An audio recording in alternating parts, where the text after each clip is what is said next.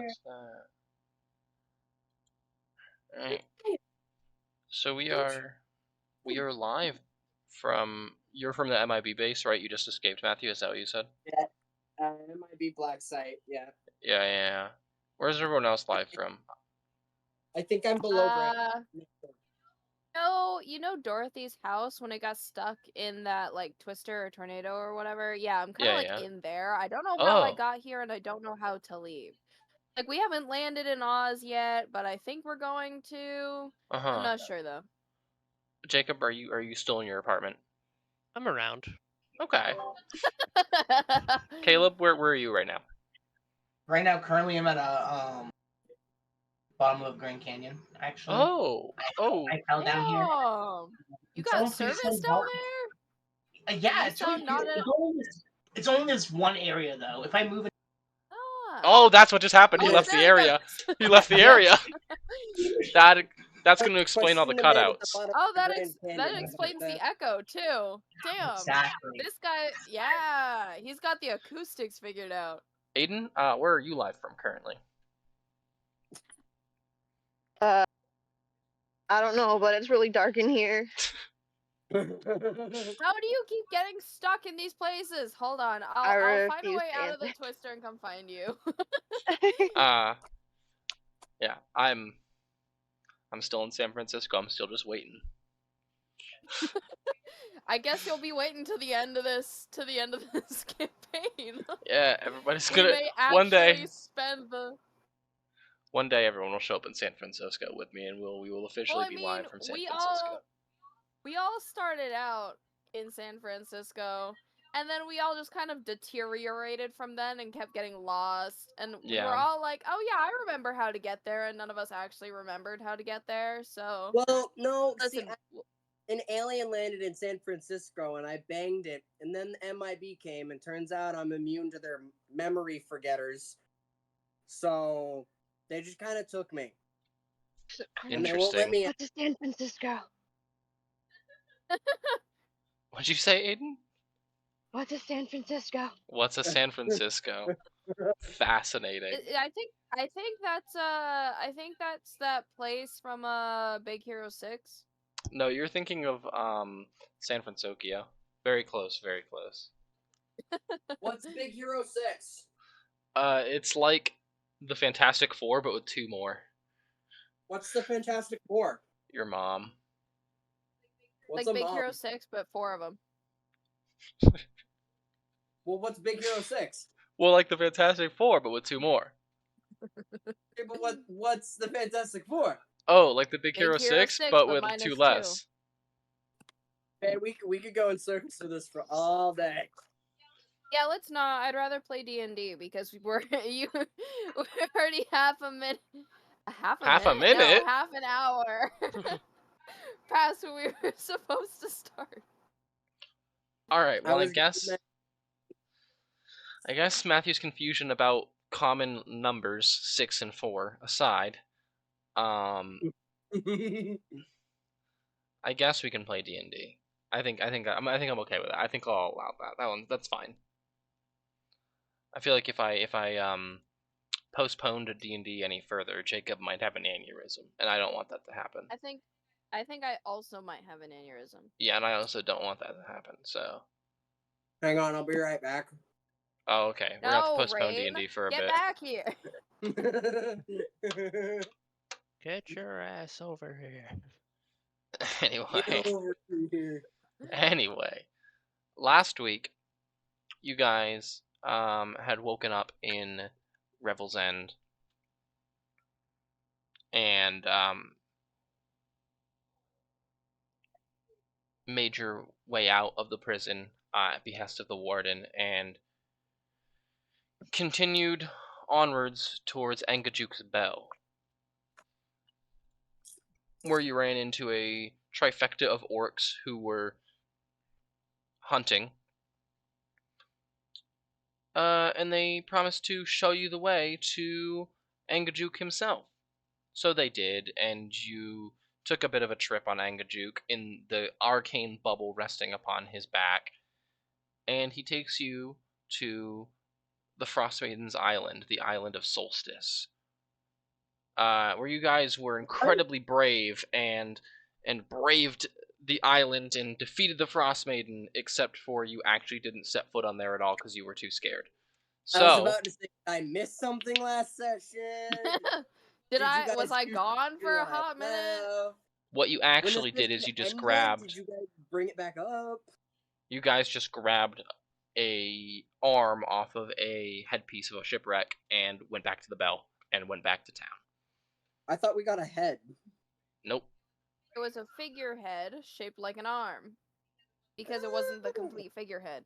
Yeah, it was just a clasping arm. It was big. It was big, yeah. Like, it was from a big ship. Big. Yeah. When you arrived, you saw a bunch of black swords kind of camped outside the town of Bryn Shander on high alert. And Barlow there.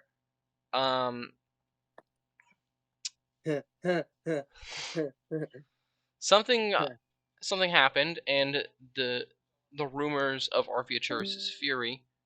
Oh, who just left? Oh. Sorry, I hit him so hard he disconnected. Oh, gotcha. Arviaturis's fury had spread. The rumors propagated that, so everyone was kind of really, really, really scared and really not super happy that this dragon thing is gonna be common or like prevalent. Barlow brought you to Torga, and you all revealed the information about the Netherese ruins to Torga. She pays you, and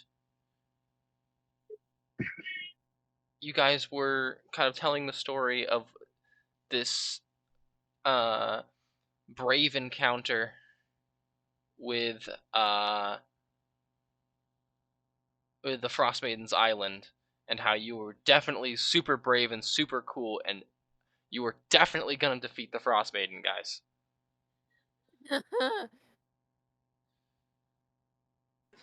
Yeah, we're definitely gonna kill the Frostmaiden. Who came up with that idea? Level 5, guys.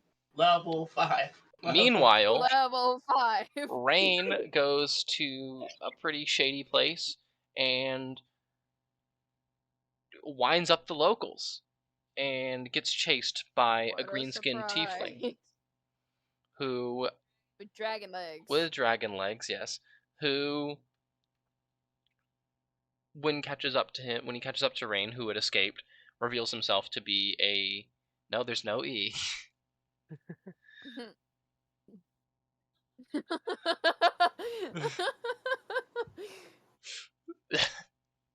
Who reveals himself to be Axel, a pretty famous adventurer around the Sword Coast. Oh, did you spell Axel with an E? Yeah, it's AXL. That's all it is, and he just put an E in there. So I went to his notes, deleted all the E's, hoping he wouldn't notice, but then he angrily put an E there. Of course I noticed. Nuh-uh. It looks completely different. Sometimes he changes things and you don't notice, so.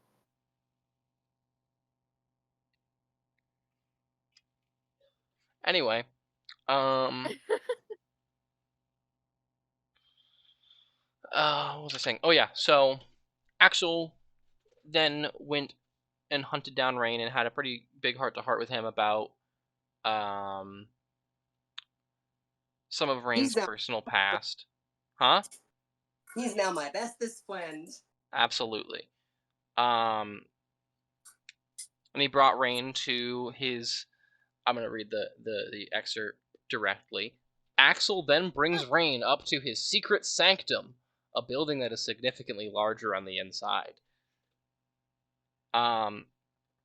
He offers Rain the place for the time being, as well as some information that he has gotten from the person he is searching for. And he promises Rain to help him when it comes to defeating the dragon cultists that he may or may not have angered. Whether or not he angered them is to be determined. That's what I was just saying. Meanwhile, again, back at the tavern, Barlow kind of pulls Finch aside and confesses some concerns that he has about Torga, and that how she's been pretty sus recently. Exactly. She's always been kind of suspicious and shifty, but recently it's been more noticeable and a lot harder to ignore, and his faith in her leadership is rapidly deteriorating. She's the Ice Queen. She's the Frostmaiden. He's just worried about you guys being taken advantage of, and admits that he kind of wants to retire soon, and recommends that you guys don't stay in Torger's employ for too long. He makes to leave, and Finch was about to say something to him before a loud dragon's roar sounds from outside the tavern, stunning the still boisterous tavern crowd into silence, and Barlow curses and runs out of the building after the sound, Finch and Rain chasing after him. And that's where we're going to pick up the session. So the three of you come outside of the building. Two of you are aware that there is nothing there. Rain, being the third person, already knew there was nothing there, so he's not surprised when he sees that there is nothing there. Hey, that Rain? Was me. Sorry, I was the first thing that I thought of to get everybody's attention. Why would that... Okay, alright. Why would that be the first thing that comes to mind when we are in the middle of waiting for a dragon attack? Didn't you think that maybe everybody else would be panicked about that? I looked down at my scales. No. Barlow looks at you, Rain, and he goes, "You are quite possibly the biggest idiot I have ever met in my entire life. And I doubt in my eternity spent on this plane I will find another human being or immortal creature dumber than you." Thank you. I take that as a compliment, as a bow and tilt my crown. Don't take it as a compliment, because it definitely was not. Why? No one's ever going to legitimately compliment me, so I gotta take what I can get. Oh, I think you are. I think you have. You if you weren't a fucking dumbass. That aside, I do think you have a lot of worthwhile traits and positive traits. But right now, the negative ones are really weighing high.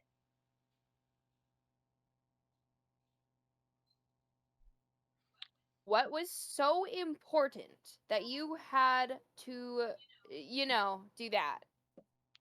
While you discuss this, I'm going to go inside. I found a free place to live that has a bunch of shit. And you couldn't wait? I mean, 2 minutes. We could have, but I decided not to. Because you're a dramatic bitch. Yeah. God, maybe you're a bad influence on Jarwin. Maybe.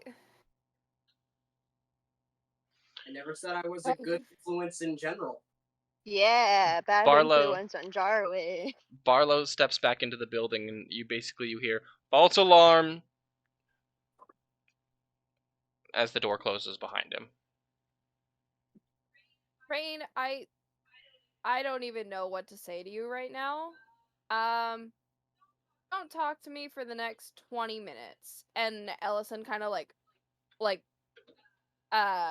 what's the term I'm looking for? Intentionally, bumps into your shoulder as checks he walks him? by. Yeah, exactly, that one. A magic hideout? I'm still walking. What are the rest of you doing as this discussion is happening, as this whole event happened? Yeah, because the three of us ran outside, so... I go, sorry! As I walk away. Fury goes to reassure the members of the table that she's gambling at, that she's going to give him a good talking to later. Then she puts away her knives and crossbow. Fair enough. It's like, all right, another round. Maluk, Jarwin, anything that you two are doing? What the fuck? Maluk probably heard the roar, looked up, and then heard Finch's screaming at Rain, and then just continued back to his drink. Yeah, he was like basically passed out, so he was like, sorry, Aiden. No, you're good. Sorry, a car's passing, but Jarwin basically is like watching the whole interaction. Jarwin has paid very close attention to Ellison and Barlow the entire time, and then he watches everything go down. No, he like is singing like fan fiction that he's written about them, and then he watches everything goes down, and he's like, "Oh shit, motherfucker!" He's singing fan fiction. Yes, he's right. Isn't that just what music is, really? I suppose. How overt is the fanfiction? Yes, ma'am. Is it using like stand-in names, but like a very similar tale, or description, or is it literally just, anyways, Finch and Barlow wanna bang? Later. Yes, come on, Aiden. What's the details? Yeah, come on, bestie. Well, when? Yeah, write a song right now on the spot. Right now. On the spot. Listen, I play a bard. I am not myself a bard. Fair enough.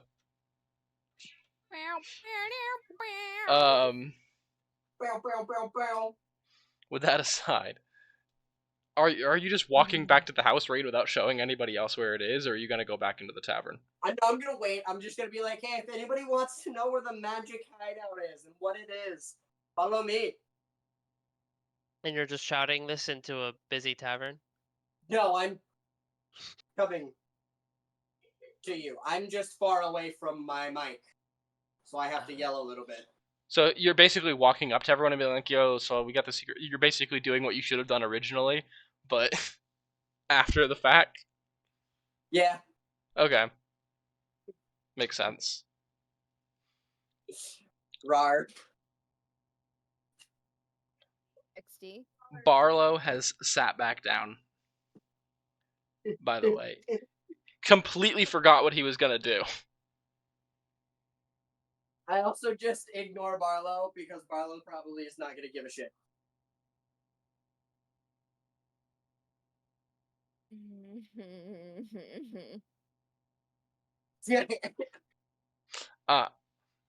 And you just need to go up to him and just fucking grab him and kiss him.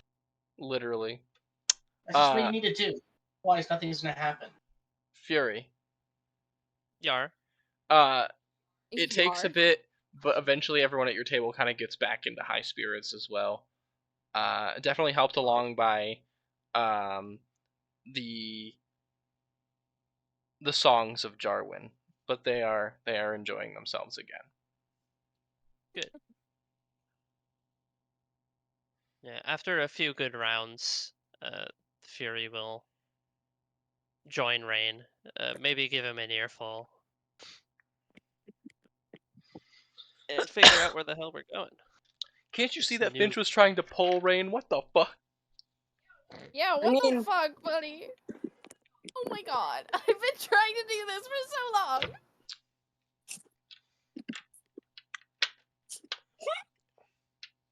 Anyway.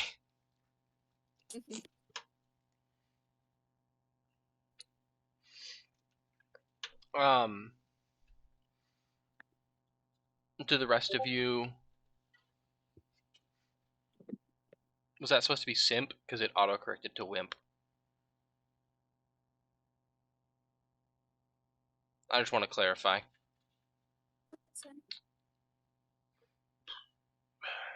Womp.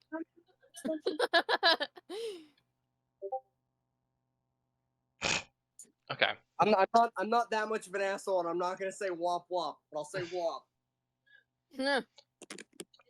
It's literally your fault, but like, go off, I guess. I know it's my fault. In all realness, though, that was a good place to put that. Very, like, film-wise, that would have been pretty good, but like that was really hella annoying. Do the other three join Fury and Rain as they are on the way to the house, or are you still fuming Finch, and are you still drinking Maluk, and are you still vibing Jarwin? Maluk will go. Okay. He has his portable boost. I'm probably... Sorry, I think I cut you off a little bit. Do you want to repeat that? Oh no, it's fine. I was just adding extra. I didn't realize you were talking, and I was just adding extra. It's fine. No, what's the extra? Go ahead, Caleb. Continue. You're It was just going with them. I was just saying he has portable booze. That's all that he can heal go because he has portable booze. Gotcha. Okay. I'm saying Okay, sorry. I think there's just a delay that happens. So like when one of us tries to speak, and another person is just like simultaneously ready, but then everyone's quiet and nobody wants to speak because I think everybody's waiting for somebody else. So this is just sometimes very difficult. So yeah. Either way, I apologize for talking over you. You're good. You're good. You're good.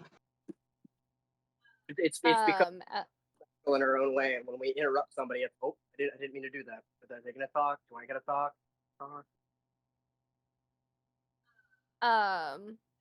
Ellison is still fuming, so he'll probably wait it out a little bit longer, listen to some of, Jarwin's tunes, and then realize that he's just singing fan fiction, and probably be like, alright, that's enough, grab him by his ear, say goodbye to Barlow, what I'll do and then...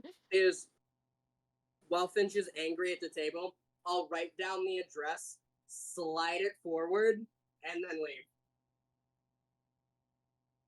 Just write it down, put it on the table, slide it forward, and just like back out of there really, really awkwardly.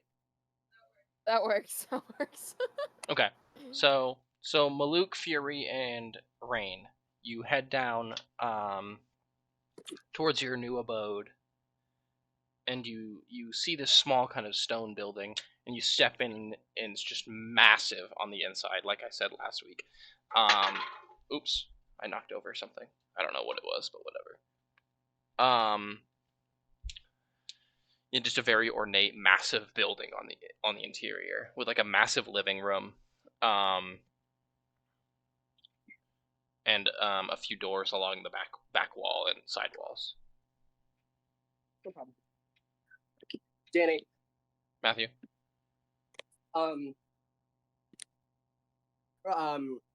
How much time has passed since me being here?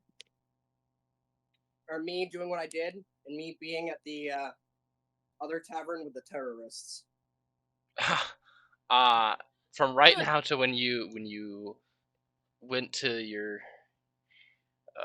probably like an hour or two.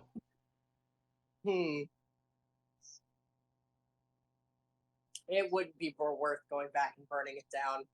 Probably not there. Is this Rain saying that out loud, or is that Matthew? Matthew. Okay. It's just funny to be like, Rain's just like, it's not worth it burning it down. Fury and Maluk, huh? Actually, you know what? No, I'll say it in character. That's funny. That's funny. I'll give you that. Yeah, so Rain says that out loud then. I'm sorry. I think you've had enough mischief today, kid. Well, no. Mister.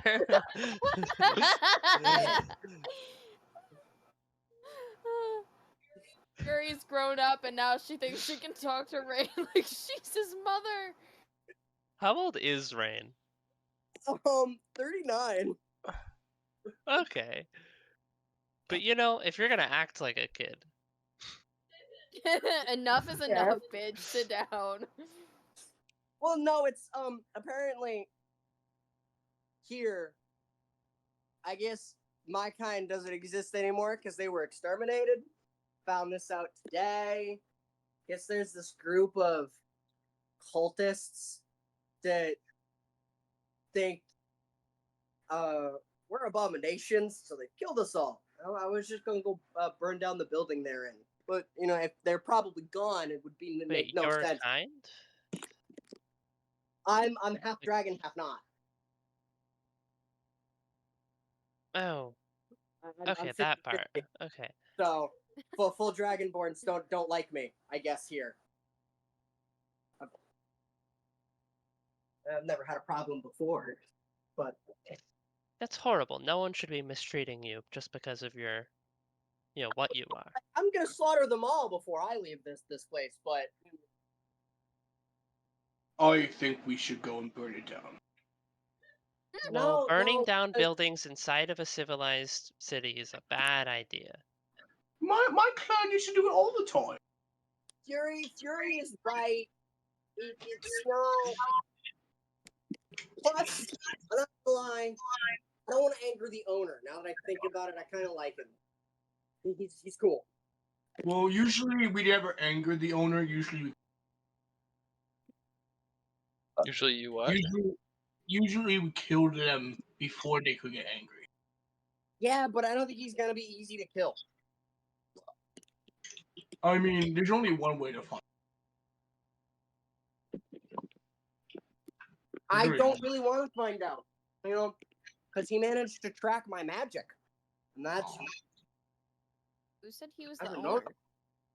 Yeah, who said he was the owner? I'm assuming. I'm running to the bathroom real quick. I'm with the invisible voice.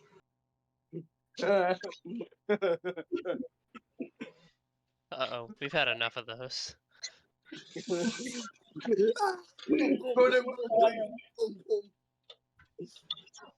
Rain fireball. I don't have that. You don't have that yet? Shit. Oh, fuck it, fireball. Firebolt, not fireball. At the end of this campaign, I want Maluk to learn some form of magic. I don't know what it is, but I just want Maluk to have some magic.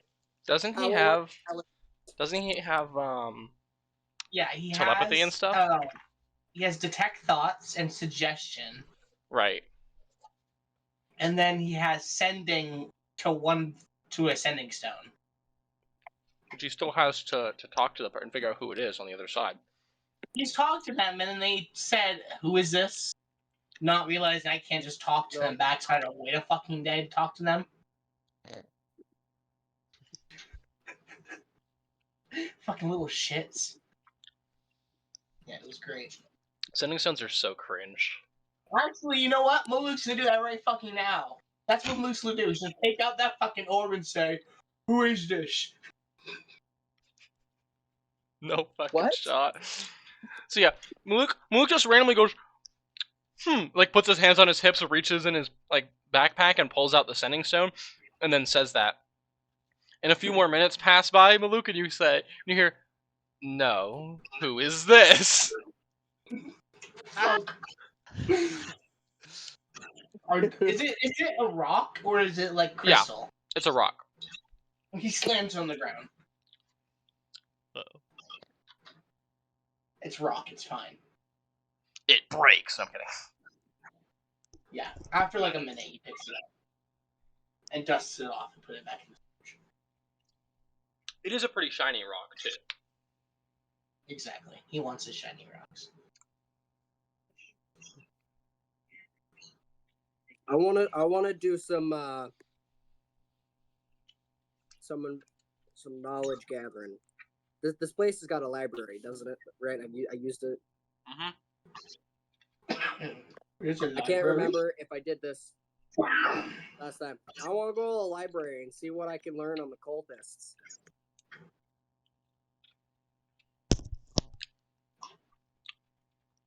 Make a history check for me, my good sir. See if there's any documented hideouts. Maluk's gonna do the same thing at the beginning, but he's gonna lose interest and just start bringing books on things he finds interesting. Okay, make an investigation check for me, Maluk. Let's see what you can find that's pretty interesting. 13. Alright, history check 13. You don't find any records of hideouts that still exist, but you do find some of ancient hideouts that aren't in the Icewind Dale. There's none in Icewind Dale. That's a fucking I'll continue to do research to see if there's any other books that I can find until the rest of the group gets here. Okay. What'd you say, Caleb? 8. 8? You find a book on bugs. What did I miss? They're searching through the house's library. She looked at a praying mantis, and then there's a tarantula. Then there's a ladybug. Actually, Danny. They're not alphabetically ordered. What, Matthew? I have a question. Uh-huh. If I made an Arcana check, would I be able to oh, sorry, someone in my head. Search for any spell books? Or would I have to manually do an investigation check? You can make...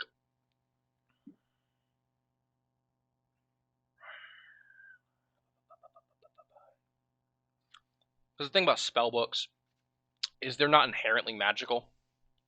Yeah, that's why I asked, because I don't know a lot about spell books. Yeah, and you're not a wizard. You're a sorcerer. But no, I could sell them. Fair. Make an investigation check. Or I believe I could learn the magic out of a spell book. It would just take me a while. You can learn it if it's also on the sorcerer spell list. Yeah. Investigation. But you would still have to use the focus, like the spellcasting book, as a focus. 17 for the investigation. Let's find out. Yeah, you would still have to use the spell book. You wouldn't have it in your spell list. You would have to use the spell book to remember how to do it. Get off the counter. I'm not on the counter, bro. You know, I actually love that so much that you can just have like a book of Scorching Ray and just use Scorching Ray through that book. I like that a lot, actually. Yeah, it's pretty dope. Hold on just one second. Let me go searching through some spells to tell you what's in the spell book. What? Because you do find one spell book. Why?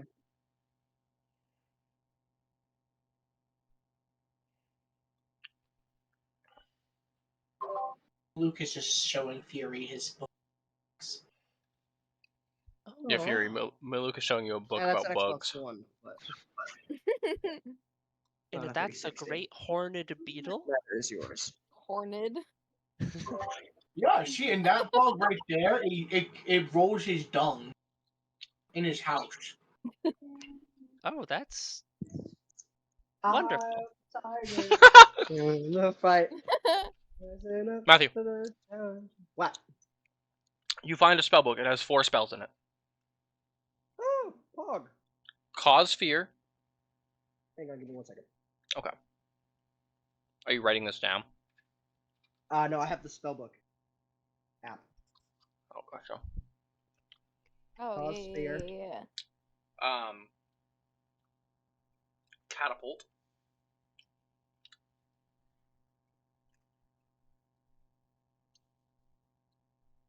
What was the next one? Catapult? Mm-hmm. Catapult?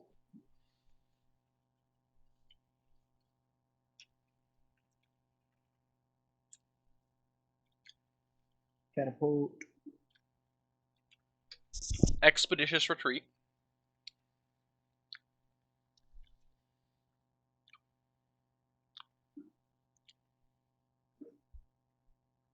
I didn't mean to exit.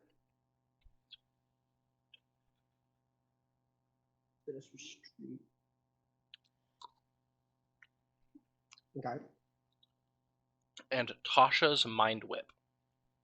Ooh. Ooh.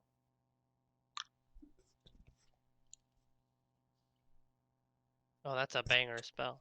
Mm-hmm.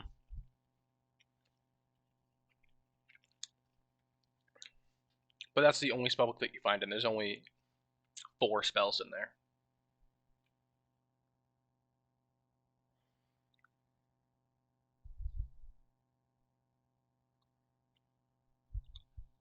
Okay.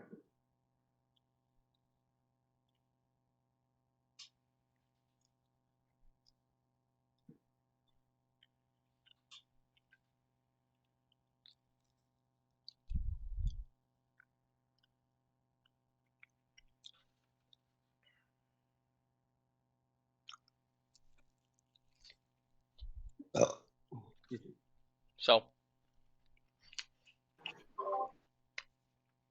yeah, we should book lunch. eventually, Finch and Jarwin appear in the house. Finch, you step into the house, which is you walk up to this house and you're like, this is a small shack made of fucking bricks.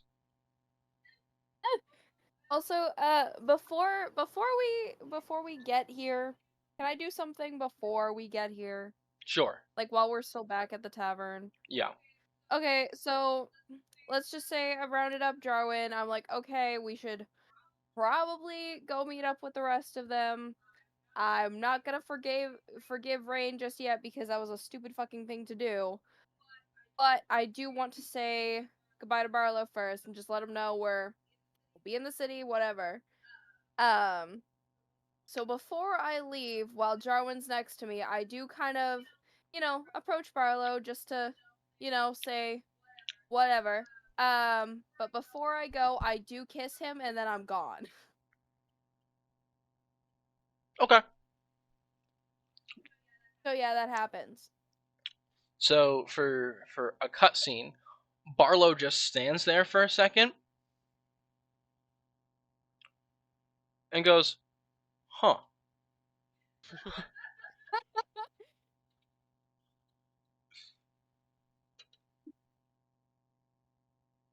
Okay. And then sits down. Alright, anyway, entering the building. And it is bigger on the inside, which I've been told is a Doctor Who reference. Oh, okay. Yes, it is. Because the TARDIS Am I is surprised a at police this? public mailbox. Well, because of how, it's disproportionately bigger, right? So it's a small brick shack, and you step in, and it's like the size of a mansion. Okay. Huh. Well, this is, definitely something. That's also for Jarwin as well. Looks like shit. You step inside. It's a pretty nice house. Definitely worthy of someone like you, Jarwin. That's for sure.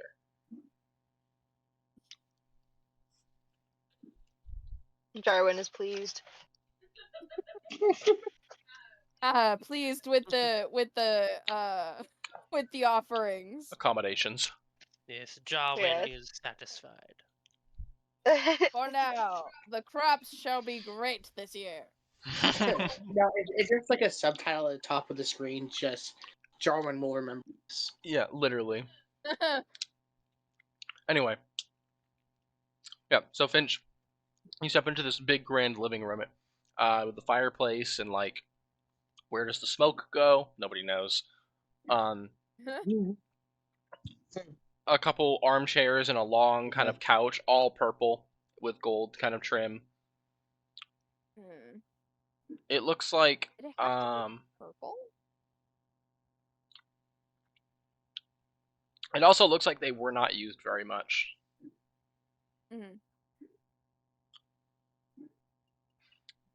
They don't have the plastic wrap over them like when you get them, but they look like they're fresh out of the package. You know what I mean? Yeah.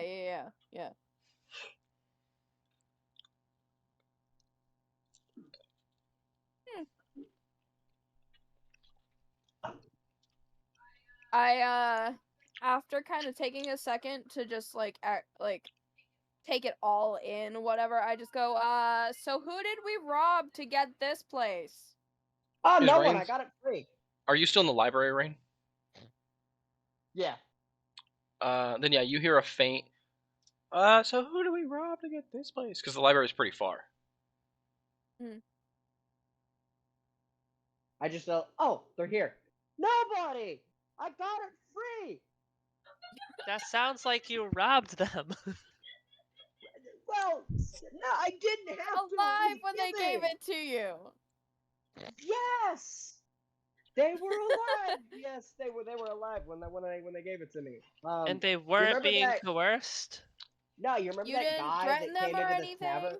No, you remember that guy that came into the tavern that asked for me to go outside and talk with him? The one with the legs? I thought he was propositioning you. Anyway. No, he gave me here. He gave me this place. Told me much more about a group of terrorists that I'm gonna slaughter. Sorry, not terrorists, cultists. Same difference. Okay. All right. Definitely warranted. Okay.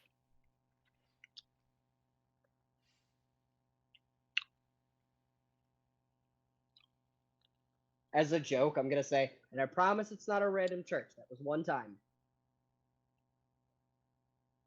Oh, hold on. Huh? Huh? And I'm just What gonna did you walk say? away. I'm just gonna walk away now and go explore.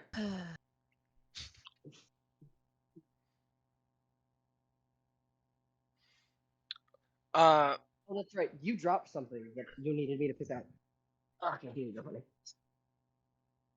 Yeah, so you pick a door, and you open the door, and standing behind the door is a creature that you haven't seen in a long time. It's a large hyena creature, bipedal, dressed in a little tuxedo.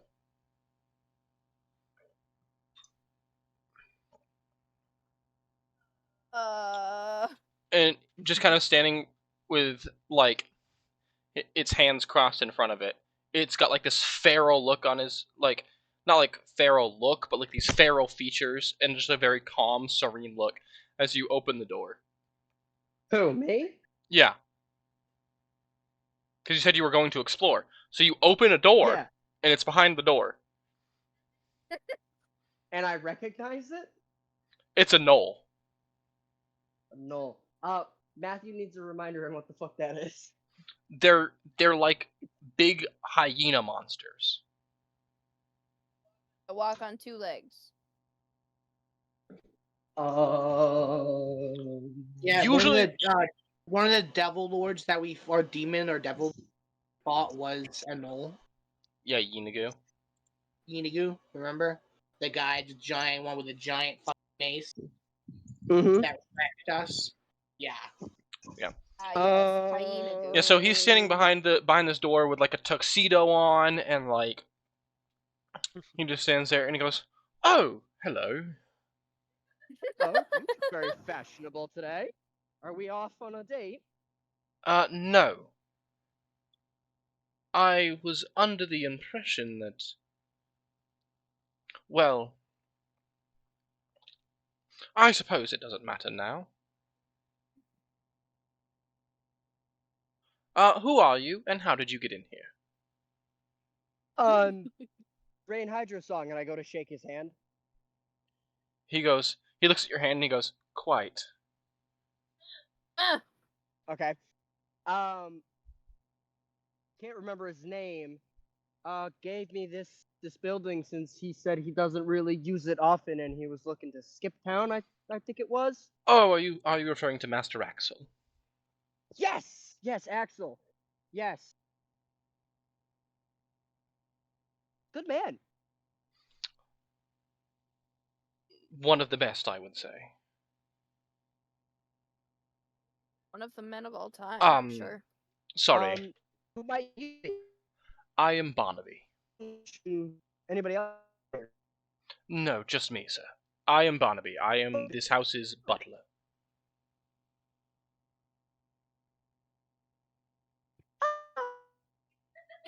Nah, Oh, don't gotta use that word. No, you're just a good friend here. As long as we're here. Oh, You're no. cutting out, Matthew. I can't really understand what you're saying. I'll get closer to my I look at him and go. I look at him and go. Oh no! We don't exactly need a butler. You could be our good friend. No, I insist. I am a butler.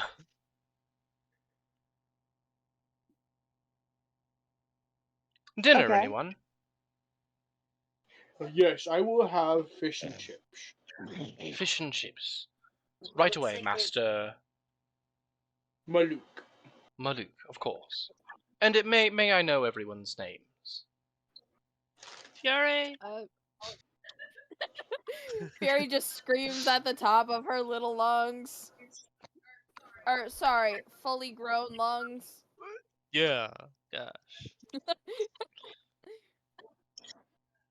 I'm Ellison. This is Jarwin.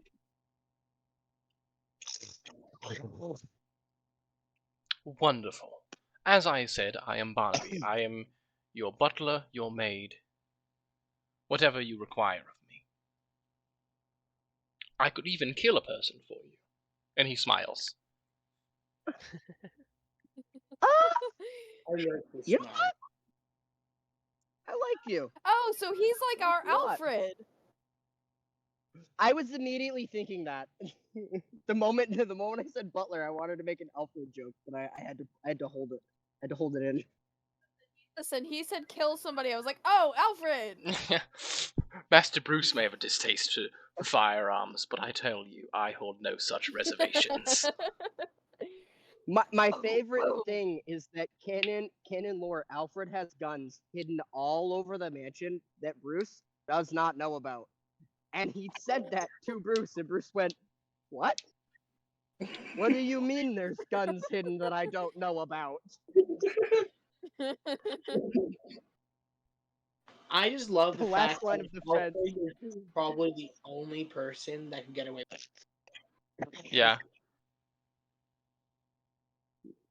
Good old He's Alfie. literally shot people in front of Bruce, and like, it's so funny because Bruce will look at him with like this disappointed face, and he'll rack another shot. I am Yeah, not he'll one just- of your Robins, Master Bruce. I defend this house when He's you like, are "Son, away. I raised your ass." Anyway, yeah, so Barnaby, he goes, fish and chips. Anyone else require anything? Do you have anything that I'll have isn't fish? Ah, yes, Yeah, quite, that- actually. That would be We quite have- preferred. We've had so much fish. We have cuisines from all across the Sword Coast, as a matter of fact.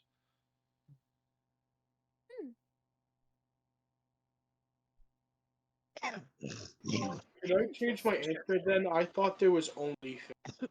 Of course, of course. I thought there was only fish. It's all I've had my entire life. I thought that was all. I thought that all there was.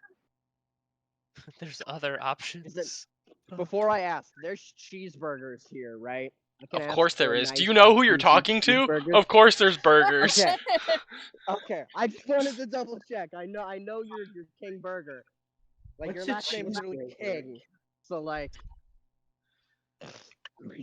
You know what? I literally just ate a fucking burger. Of course there's a fucking burger. all right, I'm gonna ask for a giant cheeseburger with 2 patties, 3 slices of cheese, pickles, peppers, lettuce, the works, and a nice side of sweet potato fries, Chips. chips. What are we, British? Barnaby Oh, is. He he correct. is. If you say fries, he Yeah. corrects you. I was gonna funny thing. I was gonna say chips too, but I was like, no, we're not. No, fries. Anyone else require any form of sustenance? Master Jarwin, Master Ellison, Lady Fury, Madam Fury. Hmm. Have you ever been to Neverwinter before? Several times. Would you be willing to make me something from there? Of course. Master Jarwin, Madam Fury, anything for you? Just a bottle of wine. Fury is really thrown by the sudden, vastness of the choices before her. Barnaby, he looks at you, Jarwin, and he goes, "How old?" The oldest one you've got. Wonderful. I will say, oh, Barnaby, while you're going down there, I will take the oldest bottle of not wine, but rum. Of course, sir. Madam Fury, are you all set? Fury's just kind of like rocking back and forth, being like, "What do I want? What do I want to eat? Oh my gosh, it's been so long since I've had options." We usually just have fish. Give me a bit. Alrighty, just a bit. And he walks away. While they are... Wait, Barnaby, I have Comes one back final with question. a screwdriver bit. You stop him one last time. He goes, Master Rain? Is there some sort of storage room in this building? Or like armory? Armory, be, right? yes. Yes, of course, sir. Which door would that be? Follow me. And he walks down the hallway that he was going down. And he stops on the second door on the left, and he goes, through there, sir. And then he continues down the hall. Let me know when dinner is. Not necessary, sir.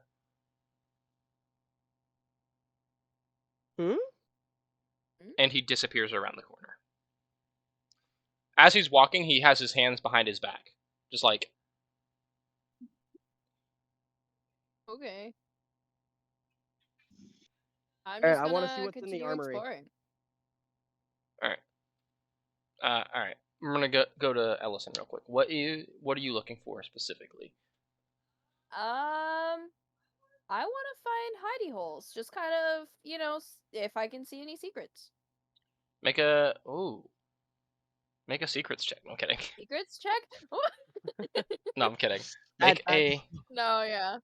That was gonna be my next one. Make an investigation check for me. I have advantage on these. If you are within, like, a foot, right? True, yeah. Are you, like, walking up to the wall and going, Well, I'm kind of like running my... I'm like running my hands along it, kind of like feeling for anything, I guess. Looking for different, like, patterns in the wallpaper. Okay. All I can imagine now is him going up against the wall and just sliding the other arm right down. The wall here is made of wall. The stone is made of rock. 18? Yes. The stone is made of rock. You do see a bit of the wall that is a bit further in than the rest of it, in the paneling, like the wood paneling. Interesting. Can I try to, like, push it forward more, or? It doesn't budge. Okay. Are there any, like... There is a candlestick on the wall across from it. Perfect. Exactly what I was going to ask. I pull it at first, and if it doesn't budge, I turn it. The pull, you have to give it a bit of a pull, but it eventually you hear a click, and then the wall rather, swings in, and there is a downstairs area. Ooh, interesting. I go down there and shut the door, because I don't want anybody to follow me.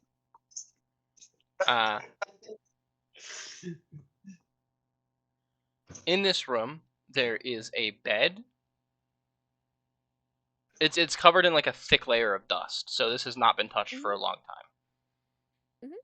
There is a bed, a wardrobe with assorted clothes thrown everywhere. It looks like whoever was in this room evacuated it very quickly and didn't really grab all of their stuff. They were just kind of like, I have to go. Are there any, like, papers or anything down here? Nope, it's just the wardrobe and the bed. Okay. Can I look in the wardrobe? Of course, yeah. There are a few clothes hanging. There is... make an investigation check for me. Another one? Alright, sounds good. Another Is this one with by the advantage or no? Hey. I would say yes for this one. Okay.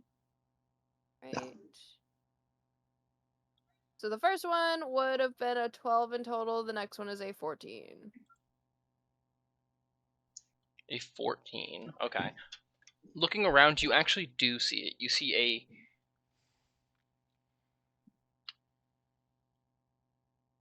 black necklace kind of sitting at the bottom of the, like, kind of, it looks like it either fell out of something, like a jewelry box or a pocket or something, and it's just kind of resting at the bottom of the dresser.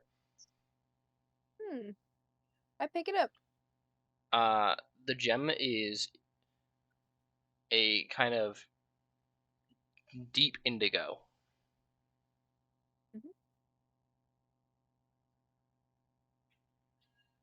I don't put it on, but I do pocket it so I can ask Barnaby about it later.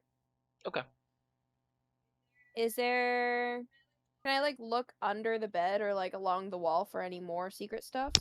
Along the wall, you don't find anything else, and under the bed, there is a little footlocker. Ooh, can I open it? What was the name of the guy that It gave is me the building? Axel. Axel, that's what I thought it was.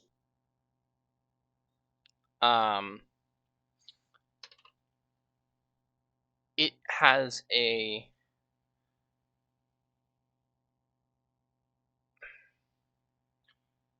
complicated lock on it. Not, it's a brain. It's like a combination lock, but with letters. Okay, can I just kind of, like, try to, I guess, fucking, what's it? Kind of, like, force the lock, I guess, to see if I can get it to open? Make a sleight of hand check. It is Alright, it is 5 digits long. Sorry, Okay, I'm great at this, so give me just a second. It is possible, but very difficult. I want to make sure that is known. Yeah. It is possible that you will fail this even with your high sleight of hand. That's fine. That is a natural 20 for a total of 33. Okay. What organization would we work for again? The Black Sword. Black Sword. Okay.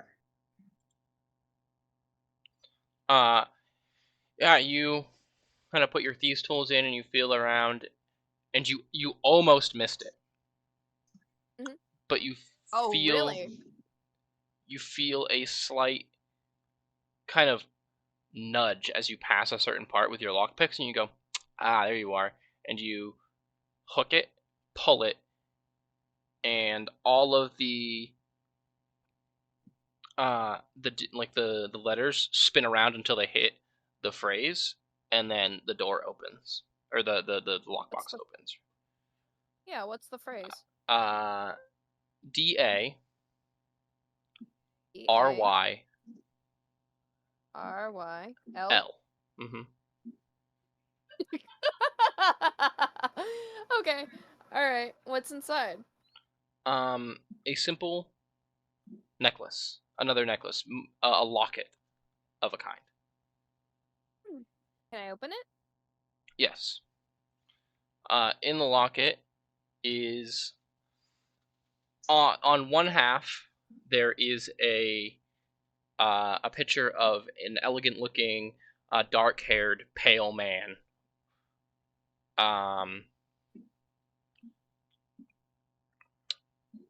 A bit of a sneer on his face, but a proud-looking individual. Mm-hmm. And on the other side is what looks to be a group portrait. Mm-hmm.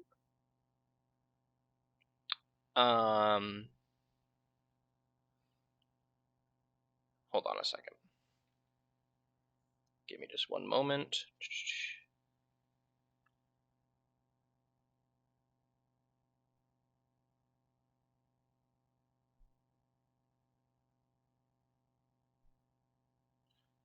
In the portrait is a couple humans a warforged, a tabaxi, and 2 tieflings, and an orc, a half-orc. Okay. Interesting. I pocket this too. Okay, doke. If there's nothing else in here, like nothing along even like the lights or anything, I do go back up. There is a 1-foot long rod in there as well. In the lockbox. In where? Sorry. In the lockbox. In the lockbox. Okay. Can I try to like open it or whatever? Yeah, you take the rod out and yeah, it's just a rod. It has a little runic sigil in the middle of it. Well, I'm assuming I can't read it. It's just a 1 rune. Probably not. Oh, okay. Okay. All right. I kind of take my findings and head back upstairs, and then I will try to find Barnaby. Okay. Because you were the first to find it, I will give you claim on that room if you would like it. Sure. I'll take Okay. it.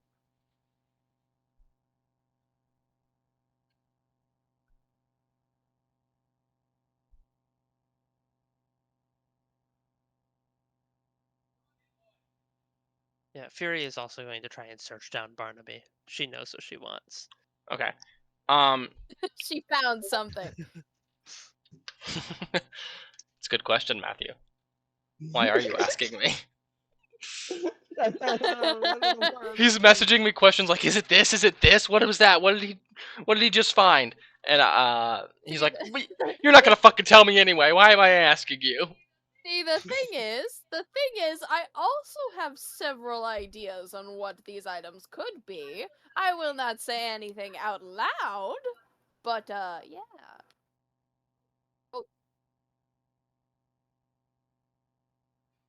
Yeah. So you head down the hallway that Barnaby went down.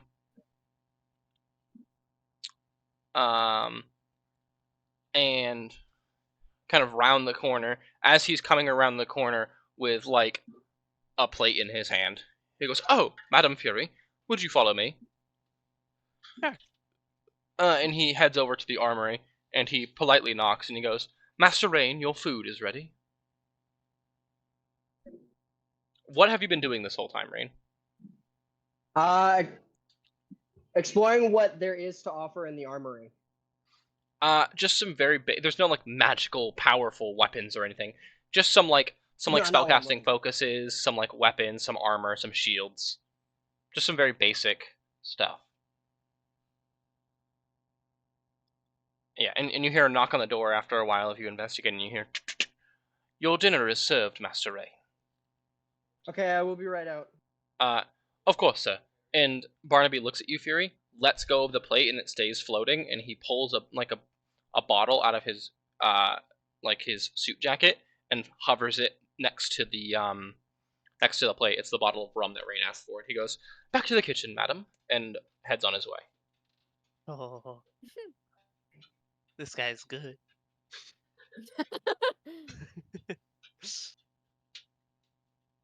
And Rain, you open the door. Barnaby is not there, and there's just your food and drink floating midair. Nice. I take is there a straw in the drink? It's a bottle of rum, dude. I mean, you never know. He wants one of those like twisty bendy straws. Yeah, you know. Like you have children. Yeah. Yeah. No, there's not a bendy straw. When you drink those. There's not a bendy straw. It's just a bottle of rum and your burger and chips. That's fine. I'll take them, and then I will see if I can't get lucky and find a sitting room from behind one of the doors.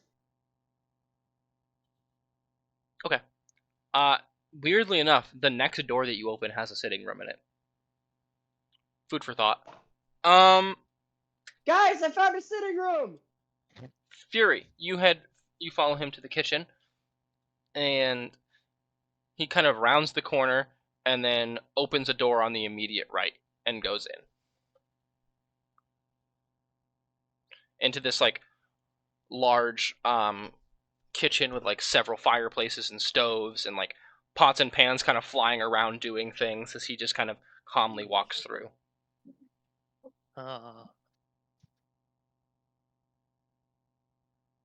So, some of the best food I've ever had was at the Yawning Portal.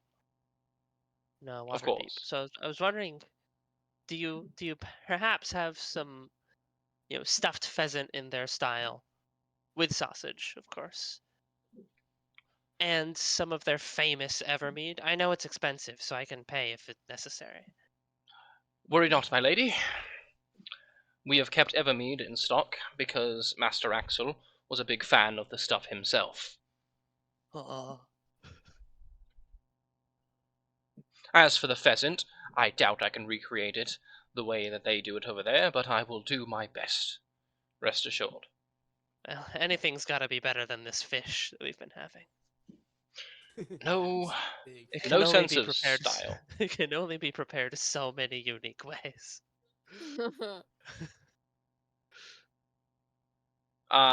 He goes,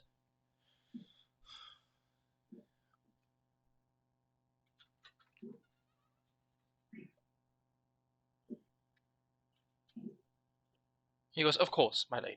And he waves, he like snaps his fingers and waves his hand, and there's a gust of wind, and the bottle of Evermead appears. Like, not appears in your hand, but like drifts over to your hand.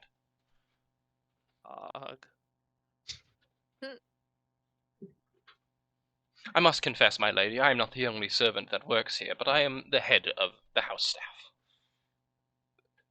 Would you say that they're perhaps unseen? Clever joke, my lady, but no, they are wind spirits. Oh.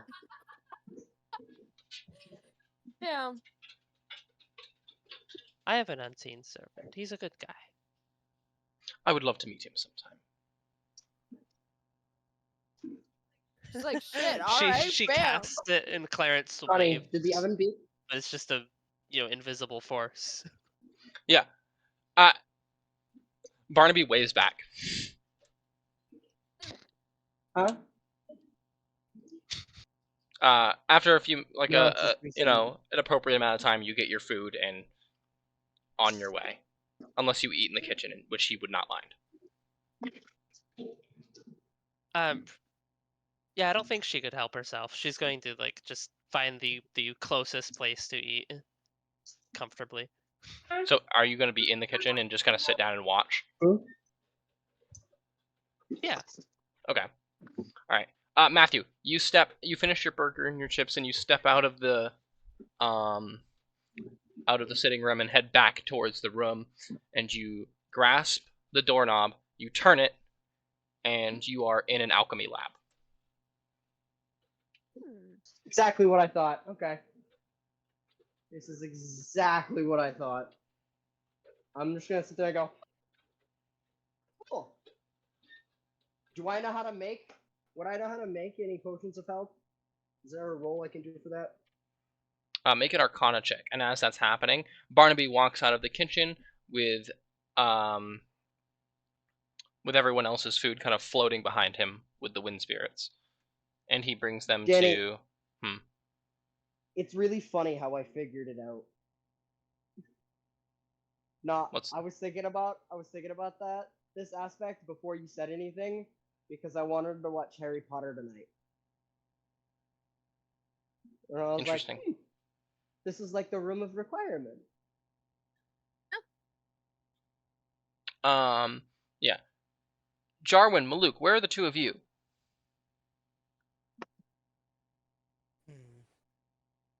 I don't know. Honestly, at some point, he probably would have just gotten bored watching everyone like fuck with the lock and stuff, and just wandered around. So, Jarwin is also wandering around. Is there any other places that haven't been seen? There's a few. There's a few that haven't been seen, but I can't mention them unless you are looking for them specifically. I'll look for any rooms that haven't been seen. Sure, that's what I'll do. Okay. I'll make an investigation check if that's what you want me to do. Well, is there a room you have in mind, like something you would like to have? We've seen the library. Is there like, any like knickknack room? Like any room just full of like knickknacks or like a trophy room? trophies or anything like that? Yeah. Yeah, Hell you walk up to a door and you're like, I wonder if it's just a trophy room, and you turn it open and you open the door and just everything along the wall is shiny. There are shiny trophies, medals, like stuffed heads, and like a bunch of crazy ornate trophy weapons and statues. Okay. He, thinking about what just happened and thinking about what they were talking about, he goes out of the room, closes the door, and thinks of a weapon armory room with And like magical weapons. Magical weapons he can't do, but he does get an armory. He does get an armory? Yeah, the same one that Rain was in earlier. Any armor? Yes, there is some armor, but you are a barbarian. Like what kind?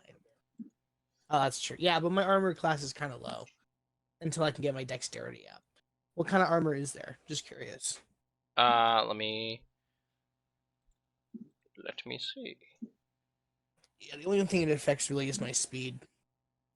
Yeah, you wouldn't have your unarmored walking speed anymore, which would be annoying, but yeah, but it's fine. I still have a base movement of 30 feet, and I can still go 60 feet with a bonus action anyway. There's some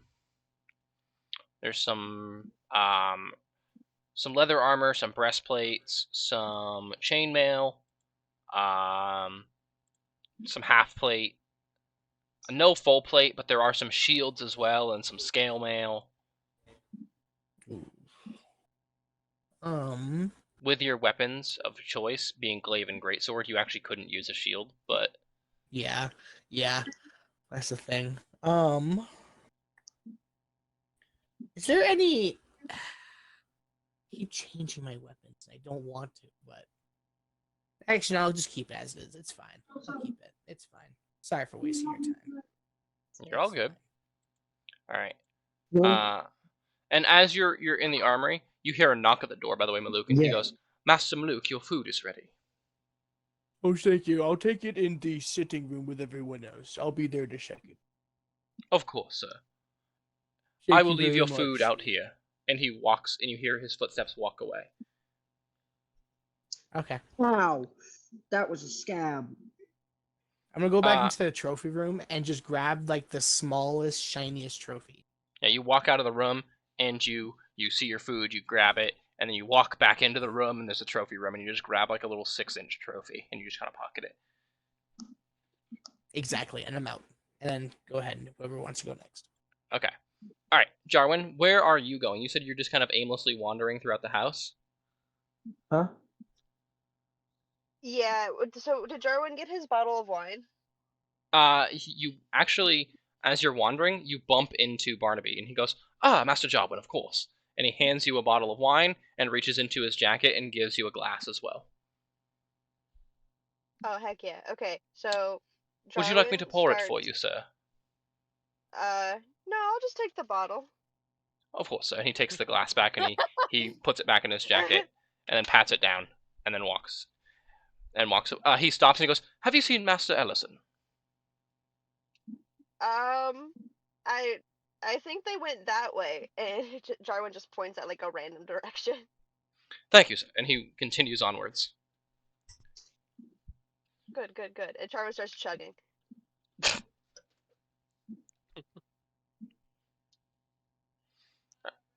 Real quick, actually, I think I've changed my mind about taking that room specifically. If I can find another one with like more exits to it, I would like one like that instead. If not, this room is perfectly fine. Okay. I'll see what I can do about that. I'm not gonna say no, but I'm not gonna say yes. Okay. Like I said, either way, I would prefer that. But if this room is all I can get, that's fine. Well, this place has ever-shifting architecture. as you guys can have noticed. Yeah. I'd prefer one that is still secret, but also has many exits. Yeah. And the bedrooms, once you find them, will stay where they are. They will not be constantly moving. Oh, okay. And there are a few rooms in the house that are constantly, are a constant. The library, the living room, and the bedroom that you found, and the master bedroom are constants.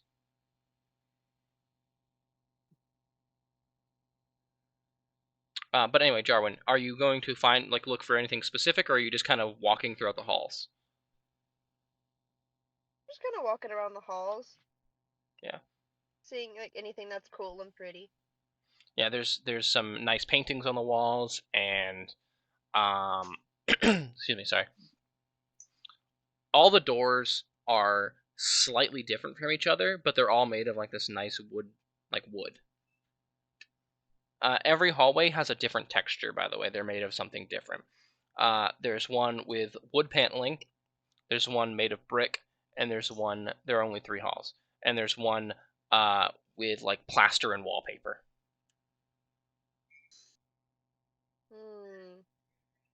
Jarwin goes down the one with the plaster and the wallpaper. Any specific vibes he's feeling for the wallpaper as he steps forward?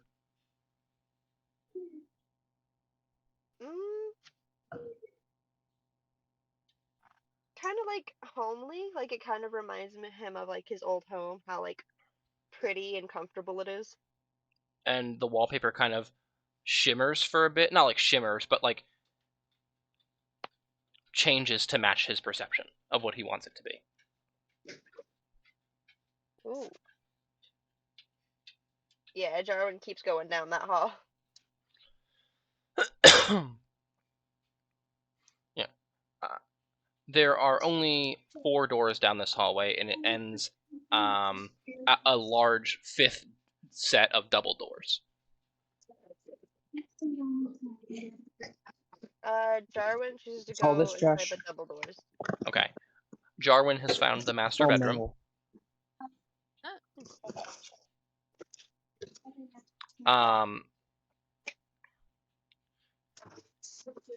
Much like the other bedroom that has been found, it is very utilitarian. It is the bed and the wardrobe.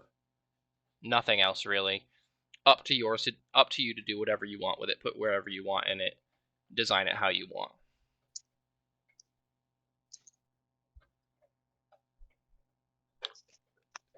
So Jarwin would want something baroque and ornate and shiny. Lots of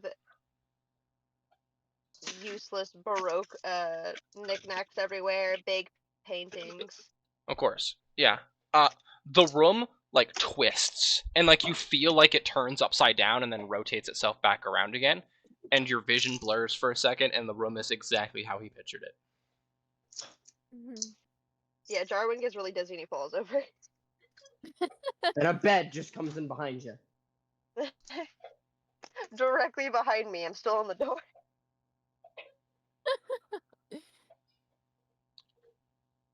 Yeah. Jarwin, so I'm assuming you've claimed the master bedroom. Yes. Okay. Honey, do you need It's these? molded to me. I'm the chosen one. I am the chosen one. I am. And Danny, I have my roll. Okay. What did you get on your Arcana check, Matthew? 23. 23. You know how to make a basic health potion, but nothing crazier than that. How many can I make? Hold on. Potion of healing 5e ingredients. What are we thinking? No, I don't care about the gold price. Do you need this? There we go. Oh, wait. It's already open. If it's open, then I'll do it. So you need, in order to make it, you need pure water, distilled water specifically, a gemstone with a value of 25 gold pieces, which has been ground down to fine powder. Which there are ingredients to make 3 basic potions of healing. Okay. What I'm gonna do is I'm going to walk out of this room, close the door, turn around, think of an ingredients room, and open the door and see if it changes. No, it does not. It does not? Okay. Okay. Because I'm assuming the ingredients you're talking about are... Well, I was thinking just like a room that had like just random like ingredients just in general. Like it could be cooking. Oh no, all of the stuff for ingredients would be confined to the specific space. So alchemy ingredients would be found in your alchemy lab, which you have. Cooking ingredients would be found in your kitchen. Some such blah blah blah blah blah. This and that. Got you. Okay. Then I just start making potions as many as I can. Yeah, like I said, you can make 3 regular potions of healing.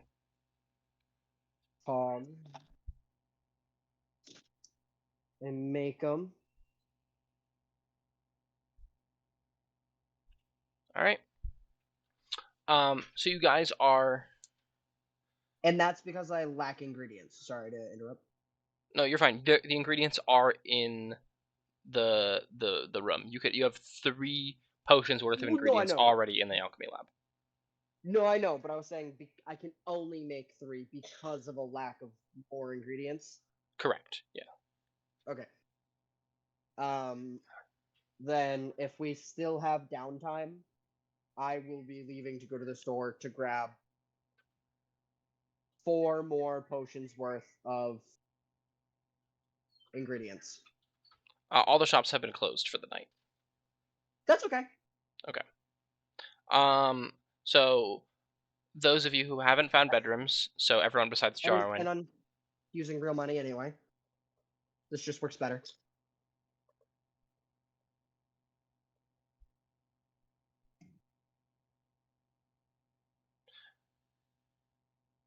Okay, so make a stealth check and a sleight of hand check.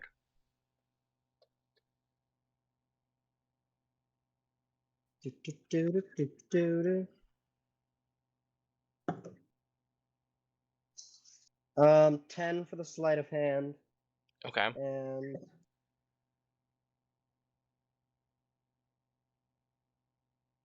13 for the stealth. Okay. Let's see if you are caught. Miraculously, you are not caught. But because of your low roll, you are on stealth and sleight of hand. You are only able to get 1 potion's worth of ingredients before the guards started flocking to the shop after the break-in happened. Got you. Okay. That's fine. Okay. So add a 4th potion, because I'm assuming you'll go back and continue making the potions. Yeah. So, alright. Everyone besides Jarwin.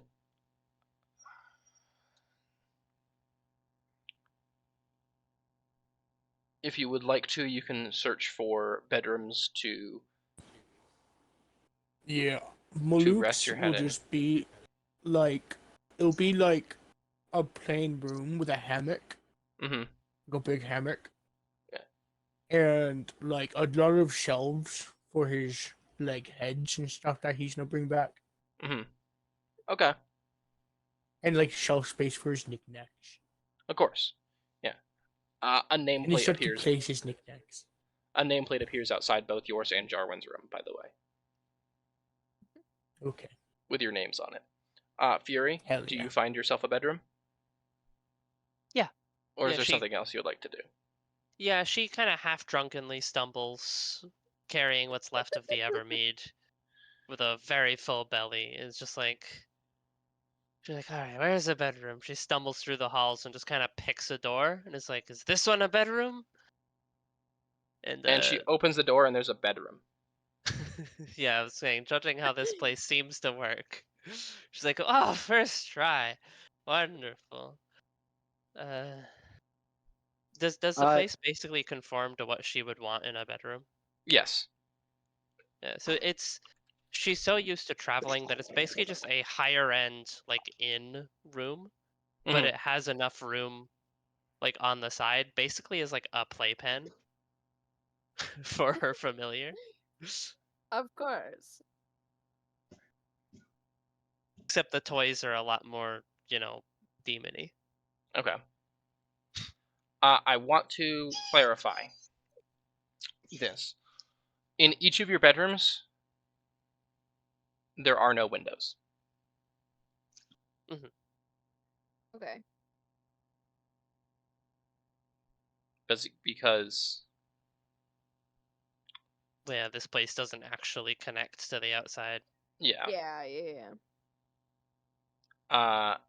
Rain, are you gonna go find a room after you were done brewing your potions? I'm gonna keep one of them. Mm-hmm. And then I'm going to write down names. So I'm gonna go. All right, Jarwin, slap, Finch, slap, and then for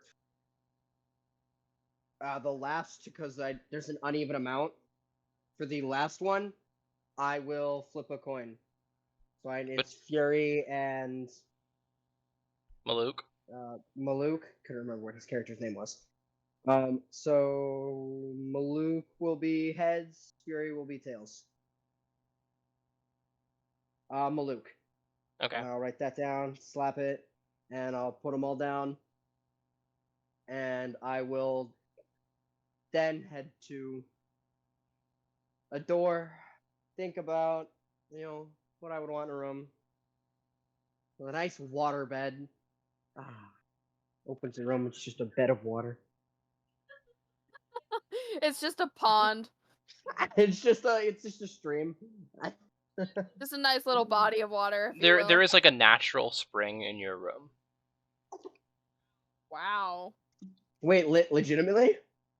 Not like actually like a natural spring, but there is like water and stuff in your room, like fountains. No, I was about to ask if I could physically sleep in water. Yes. I mean, technically, I'm pretty sure you are amphibious, correct? Correct, I believe so. So yes, you could sleep in water, but it wouldn't give you any like benefits. Benefits. I realize it wouldn't give any benefits, but it would just be different. So it wouldn't be far from it for Rain's ideal room to be like a little wet lake, just a little pond that he can sink down to the bottom of. Okay, yeah, for sure. All right, Finch, are you going to try and find an ideal room, or are you just going to stick with your secret basement room? I'm gonna try to find an ideal room. Did Barnaby ever find me? Yes. As you were kind of wandering through the halls, doing whatever it is you were doing, like looking for secrets and some such, he encounters you. Goes, Master Ellison, your food.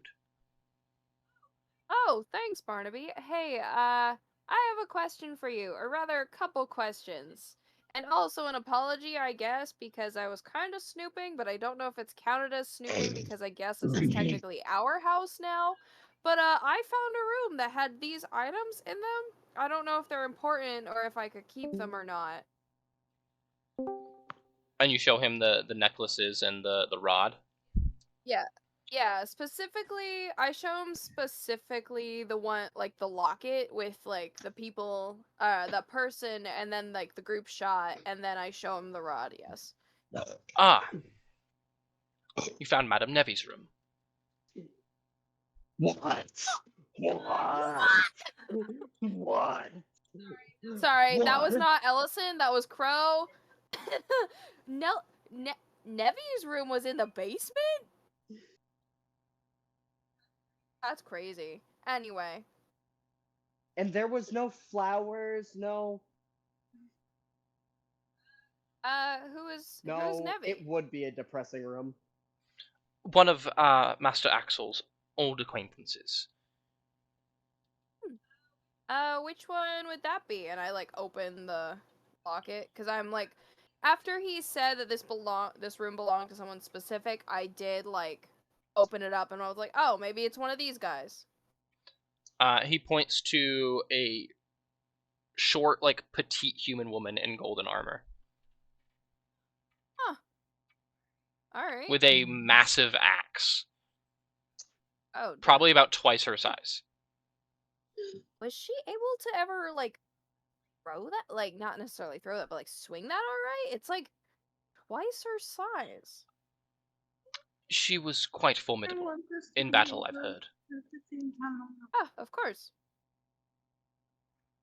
Only rivaled by a couple in terms of pure brawn. Mm-hmm. Interesting. Okay. I'm not sure who this guy is though. I point to like the face or whatever. Ah, that is the original owner of this locket. Oh. I do not know his name because Master Axel refused to speak of him. Ah, of course. But his spirit possessed the locket.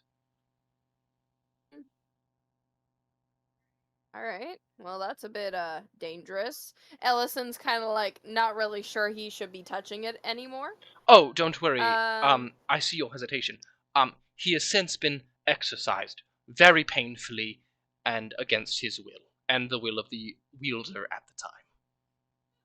Oh, good. I assume that's good anyway. Is there somewhere specific you want this? Because I don't want to keep it if it belongs to somebody else. That feels rude. And you call yourself a thief. Of course, sir. And he grabs the locket and he wraps it up and he just kind of throws it in his pocket.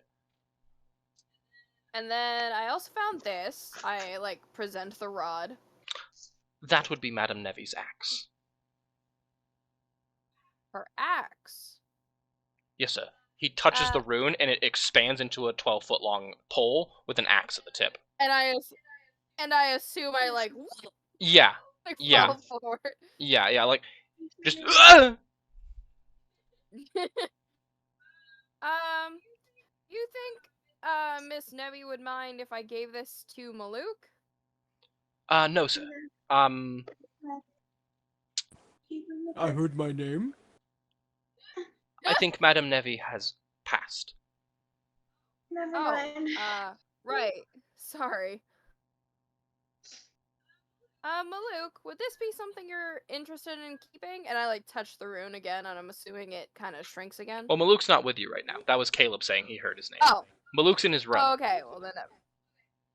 Well then, never mind. I'll close it again. And keep on to it until I see Maluk again. He goes, it also, and he turns it around and he presses a rune on the other side, which you missed the first time, and it turns into a crossbow. Oh. Well, that's interesting. Maybe I won't give it to Maluk then. On second thought, this might be mine. He presses the rune again. That's funny. Oh, yeah, I'm good with crossbows. Sure, I'm fucking keeping this. I mean, technically so is Maluk. Mine? But I said technically so is Maluk. True. But it's up to you. It's obviously up to you. Well, this could be a weapon that, like, in dire circumstances, I throw it, he catches it, it transforms, whatever. He throws it back, I get my turn with it, whatever. So it's your combo weapon. Does it have weapon. magical properties that require attunement, though? It does not require attunement, no. Oh, okay, then sweet, yeah. Oh, I'll probably give it to him if I don't find anything better. No, definitely keep it. I love that idea. The idea of just you being able to throw me a great axe at any time. Just love that idea. All right, cool. I'll have Ellison bring it up to you later. Okay, and then I pocket the rod and I present the, the black necklace with like the indigo jewel. I have no clue what that is. Oh, perfect. So I can just take this then. Yes, sir. Lovely. All right. Thank you for dinner and your assistance. I think I'm going to try and find a room now. Pick a door, and he just walks off. Oh, Danny, fair I have enough. one All right. final thing to put out about my room to give it some flair. Me, Matthew loves weighted blankets. Incorporating that into the character. The water is like pressurized. Once I sink down to like a certain level, I'm assuming it's not that deep, but like once I get like my waist under, like pressure, just pressurized. Not a lot. So it's like normal water, but more water. Heavier. Yeah. But not water, but more water. So ice? It's heavier water?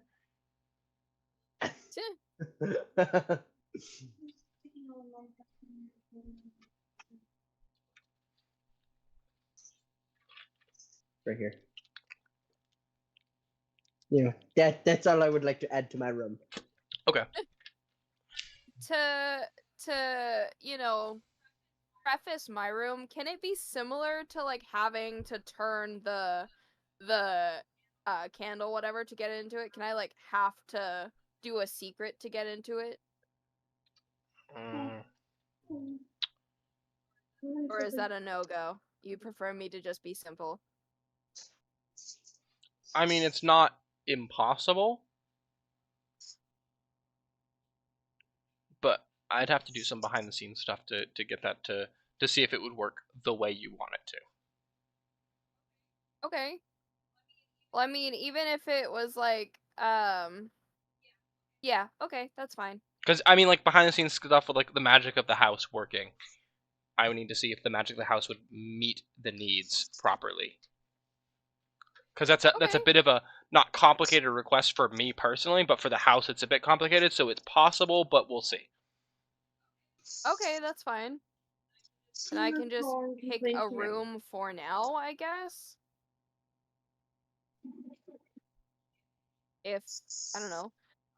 I'll pick a room for now, but I'm not claiming it as mine, if that works. Okay, yeah, you just walk into a room.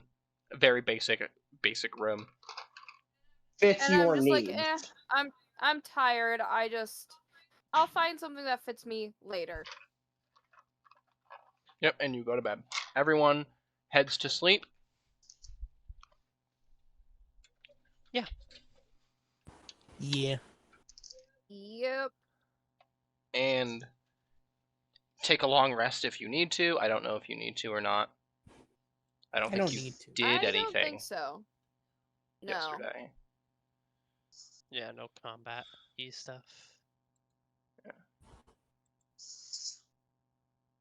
Alright. Yeah, so you wake up the next day. In your rooms. Yeah.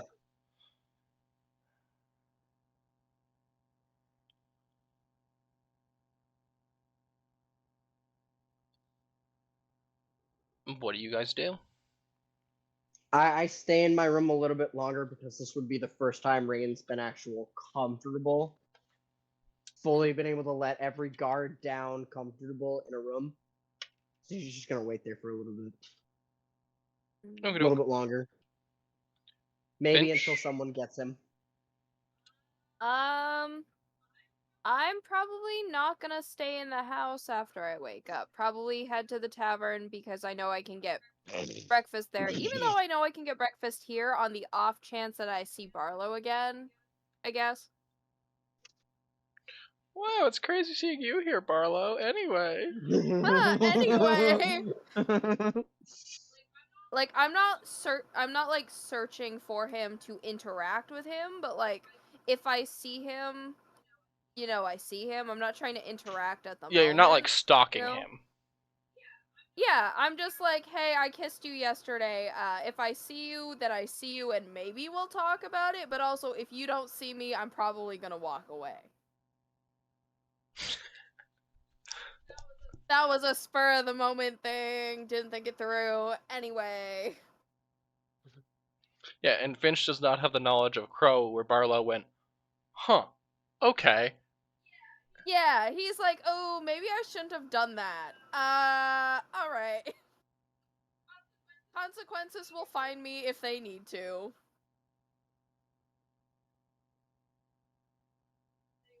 Anyway, I'm not yeah. gay. Yeah.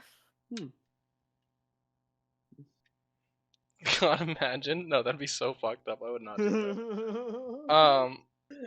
Sorry, I didn't know if that could get picked up. Maluk, Fury, Jarwin, anything the three of you are doing? Fury's definitely kind of getting out of bed late. This is a nice quarters. Maluk?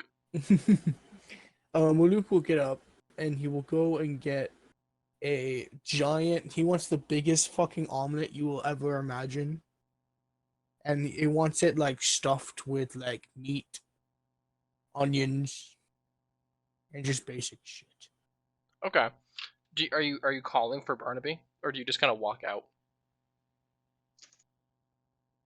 I'll look around for Barnaby. Okay. Yeah, you don't see him anywhere. I'll call out to him hesitantly. The door to your right of your room opens up. Yes, sir. I place my order for my omelet. I place my order. I don't want to say it all again. Of course, sir. And you see the door behind him leads to another hallway, and he just closes the door and walks off.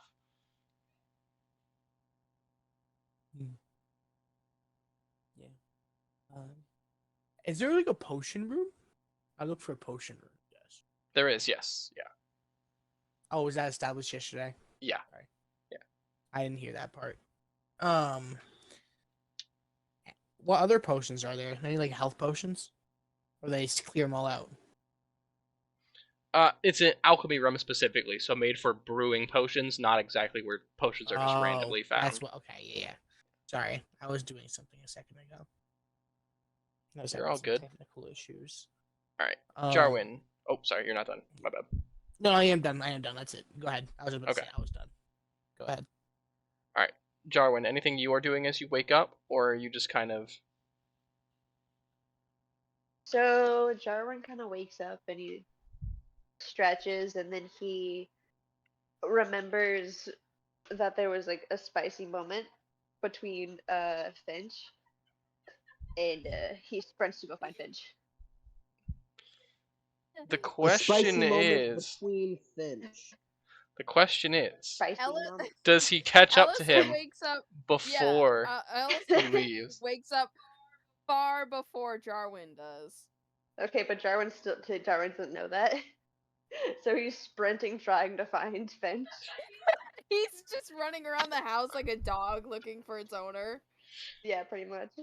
You find You find his room. No. You find a room with his name tag on it outside the door. I burst in and I start rummaging through his stuff. There is no stuff. It is just the wardrobe and the bed. It's just a bedroom. He's not even in there. Shit.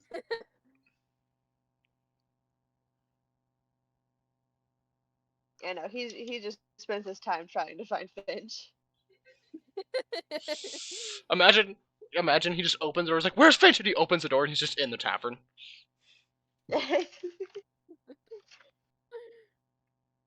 Anyway. Wait, does he run into Barlow at all?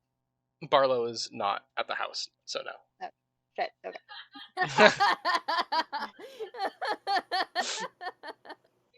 Can you imagine? Ellison goes to the tavern maybe to see Barlow, but he's actually at the house instead, so probably should have just stayed there. Yeah, Barlow went to the house to maybe see Ellison. They missed each other by like a minute. No. They were so Ellison anxious left that they first. walked by each other on the way. Yeah, they bumped into each other like. Didn't even notice. They bumped into each other like, "Oh, I'm sorry," and they just keep going. Oh, my bad. Sorry. I'm on my way to see somebody. Oh, me too. Oh. Oh, that was awkward. Oh, sheesh. Oh, damn. Oh. Oh. Look at the time. Thank God Gotta it go. wasn't Barlow. Yeah, thank God. Wait a minute. Who You. Anyway, so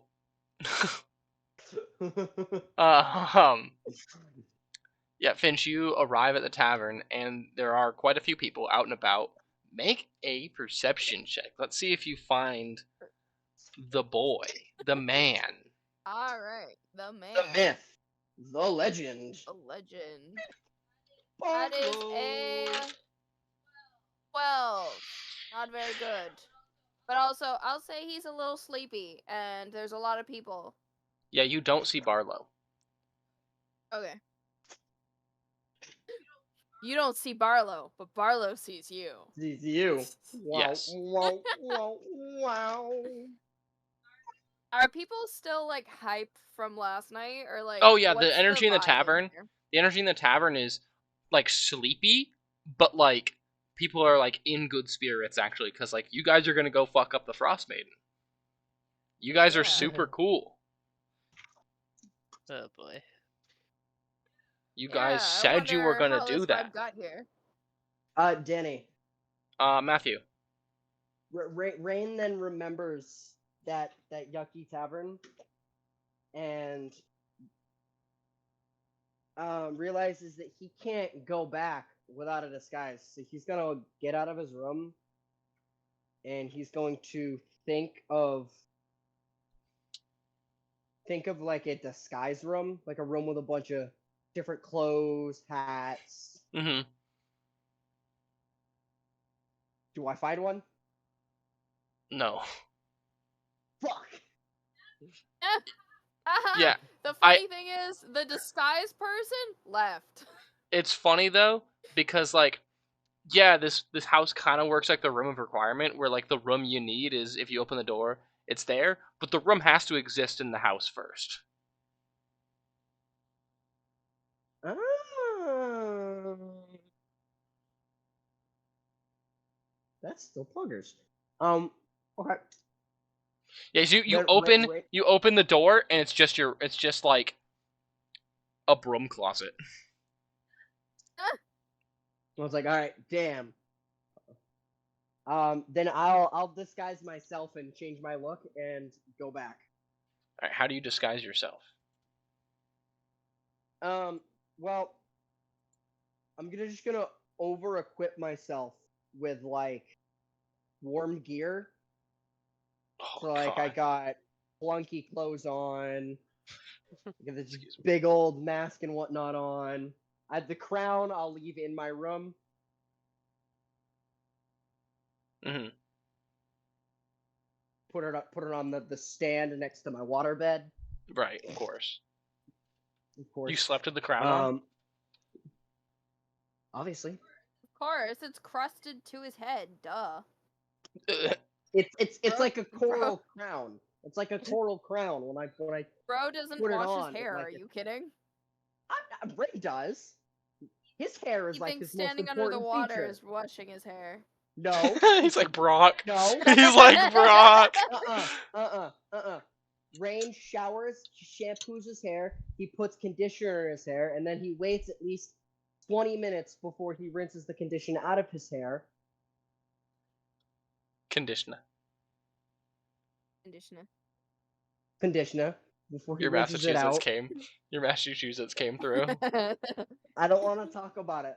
Listen, recently the Massachusetts has been coming out with weird words, and like the accent. When I'm angry, it comes out bad. When I have road rage, when I'm pissed off at somebody, it's like a switch, and it just flips. I was in the car the other day, and I didn't realize I was doing it, so I turned around to look at Alyssa, and she was looking at me with like a smirk. And I was like, ah, fuck. And I was looking at Robert, who was like, yeah, bud? What are you, from Boston? And I went, Yeah. yeah. And what of it? Yeah, what does it got to do with you? Shut up. All right, so Finch, you head into the tavern and you get some spiced fish for breakfast. Well, I was looking more for like toast. Nope. And I'm honestly, yeah, fair enough. I'm honestly here to kind of just like check the vibes of the people. Is there like, do I hear the whispers of like, oh yeah, did you hear this happened the other Yeah. day? Yeah, Because people like are like, also we haven't gotten like the guy we were hoping to would find us about the going to the Frostmaiden's island has not found us yet, so that's kind of also what I'm looking for. Except I have no idea what he looks like, so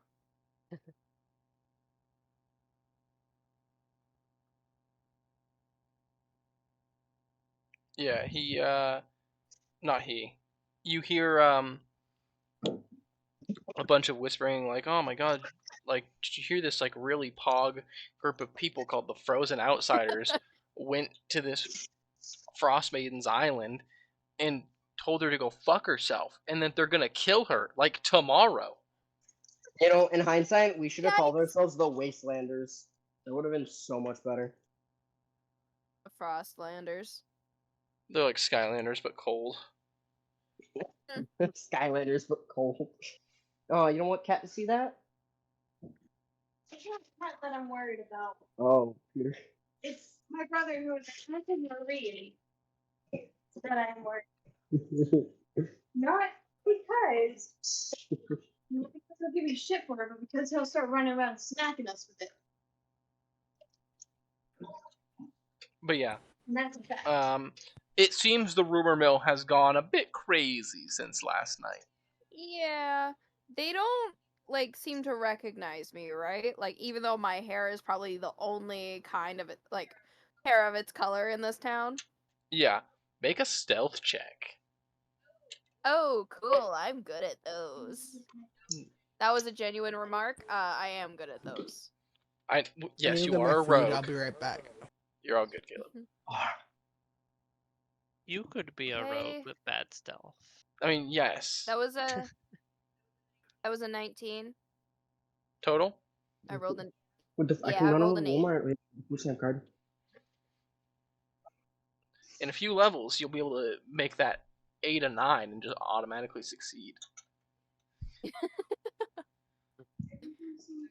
I could have done that like now though. If I had just rolled a 9. Yeah, absolutely. So I would have. you're kind of blending in for the most part. Hold on a second. Okay. Holding. You hear the door open and then close shortly after. Uh-huh. Can I tell who just walked in? Nobody walked in. Nobody walked in? Somebody just like opened the door and was like, no, closed it. Yeah. Are you sure? Yup. I'm pretty sure. Okay. I'm like, huh. Alright, that was odd. Anyway, and then go back to my food. And then like a minute later the door opens up again. Alright, so this is just funny. I need to like explain what happened from my perspective, so we're gonna have another cutscene. So Barlow walks up to the door, opens it, sees Finch, closes it, and then goes, whew, okay, alright, okay, alright. I assumed that's what happened, which is like, are you sure? And you were like, yeah, and I was like, oh, so that's actually what happened, okay. That's probably what Ellison would have done if he did see Barlow, though. Yeah, and Barlow goes, okay, whew, alright, you've done crazier shit than this, okay, whew. I'll be and right he just back. opens the door, and he comes back in.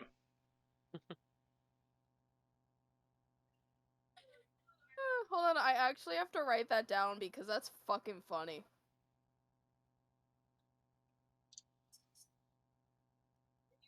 If you want to get to somebody else, that's totally fine. But also, this is a train wreck about to happen. I don't know, does anyone else have something they want to do?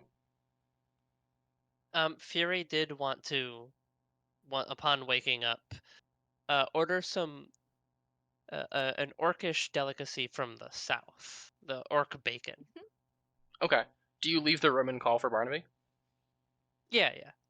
Okay, the door. She heads towards the kitchen.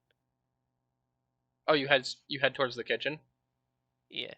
Okay, yeah. You open the door, and in the kitchen you see Barnaby cooking some cooking like a big meaty like cheesy oniony omelet. Yeah.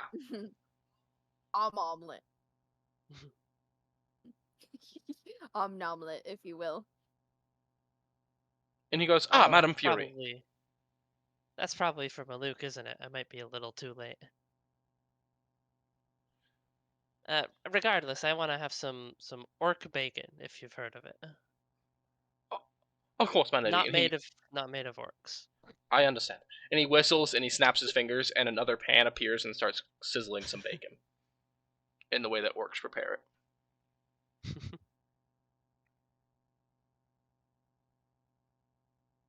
Anything else? She looks at the quantity of bacon, and it's a good amount. Yeah. That'll do. A bit too much for a normal person, but that's exactly enough for an orc. That'll do. Number 15. Burger King foot lettuce. The last thing you want in your Burger King burger is somebody else's foot fungus. But as it turns out, that might be what you get. Anonymous 4chan user. Oh my god. No, I'm not gonna recite the whole thing. I love that you know. Do you know the whole thing? I do. I used to. I don't know if I still do, but I used to.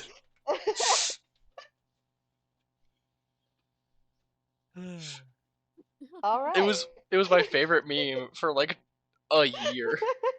It got so bad.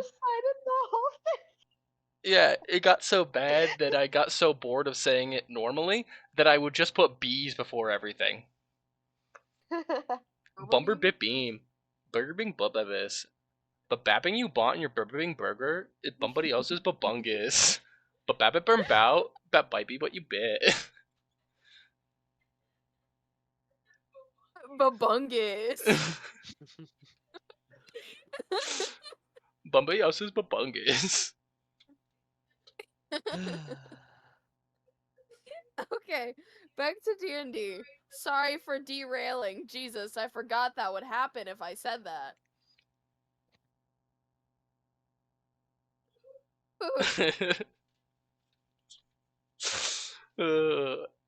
As it turns out, that might be what you get.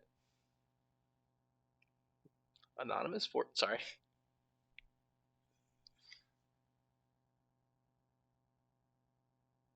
Alright, we're good. I am back. Alright. Maluk. You run into Barnaby in the hall, who hands you your big, meaty, oniony, cheesy, eggy omelet.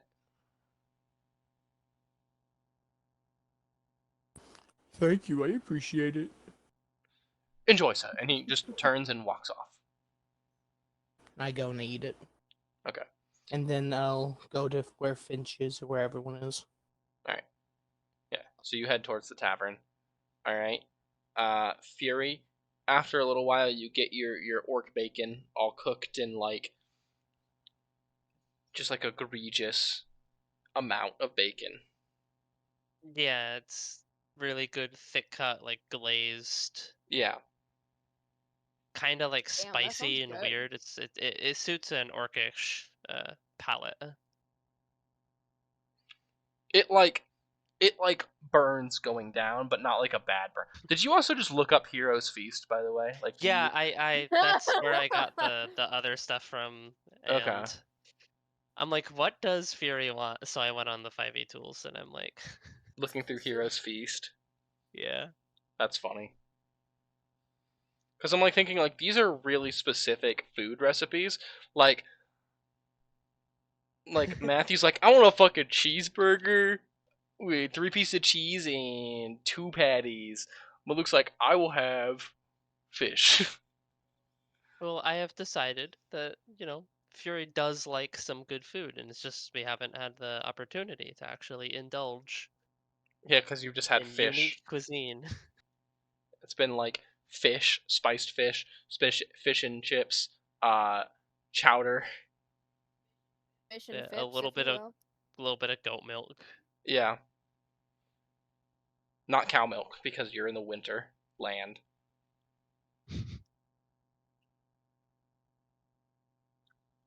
Yeah, so she's fully taking advantage of this opportunity. When you are done eating, do you head to the tavern with Maluk and Finch? Well, she was going to bring it to Maluk because she wanted to share it. Oh, okay. We'll say before you leave for the tavern, Maluk, you run into Fury with a big steaming pile of orc bacon. Hey, Maluk. Ooh. And do the tribes of the north do orc bacon? I know this is a common thing for the southern orcish tribes, but I doubt there's a lot of pork up here. Normally, no. It's a lot of fish and like whatever wild animals they can find in the like polar bears, wolves, reindeer, Blah, all that shit. sometimes yetis. Sometimes yetis.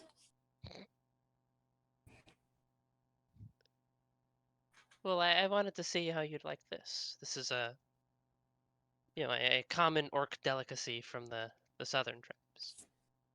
Oh, thank you. So do you try a piece of orc bacon? I try to eat a piece of orc bacon, sure. It is spicy. Okay. I'm back.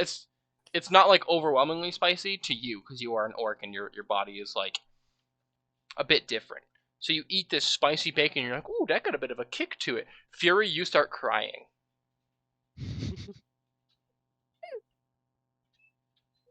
Wait, why does she start crying? It's like really spicy, is what I'm saying. Like it's like Oh, okay. Like you're not like actually crying, but like it has a good kick to it. Yeah. You're like, hoo, hoo. That's a lot of damage. Now that's a lot of damage. I saw this boat in half.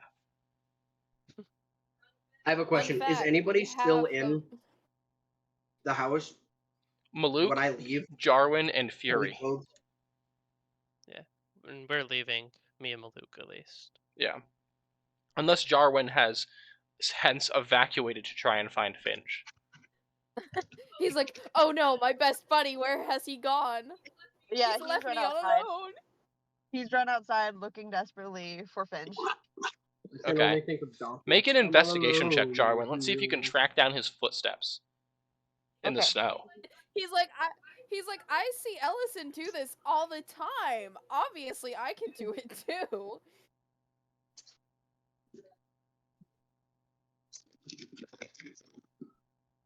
So Rain, Fury, and Maluk, you are leaving the house, correct?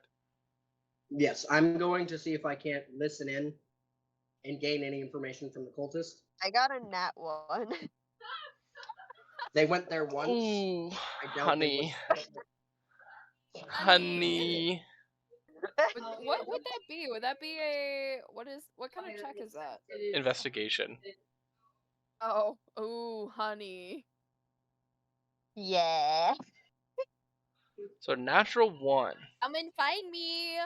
Come and find me. I love you. Mwah. So you He's would have blind. you would have found his footprints if you didn't run through them all trying to find his footprints. Oh no.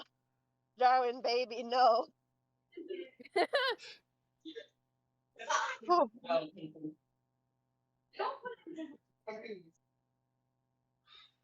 So Maluk. Oh, sorry. Go ahead. No. I got Jarwin just runs aimlessly into the night. Into the night. It's morning. It's like 8 in the morning, but yeah. That's funny. Into the night. That's how long he's looking. Okay. So Maluk and Fury, you head towards. What were you gonna say, baby? I'm sorry. Oh, I was like, well, I mean, we probably would have found you first, but you could have just gone with Maluk and Fury.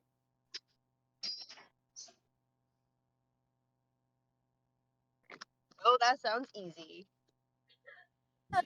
We like doing life on hard mode.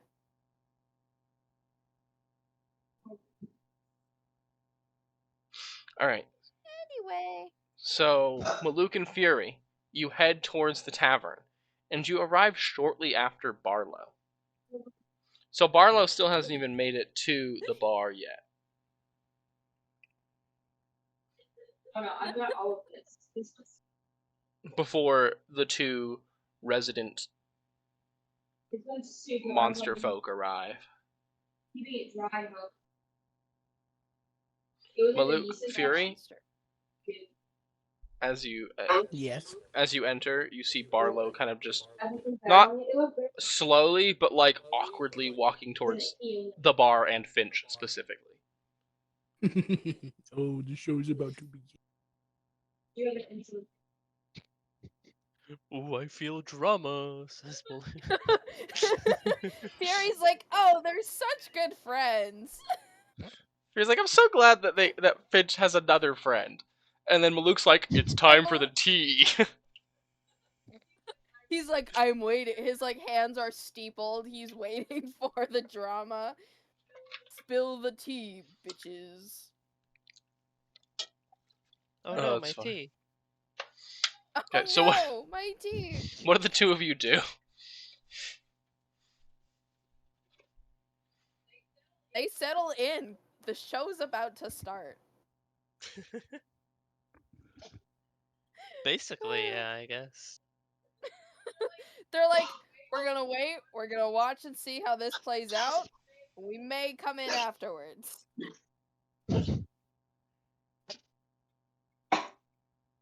All right. So Barlow walks up behind you.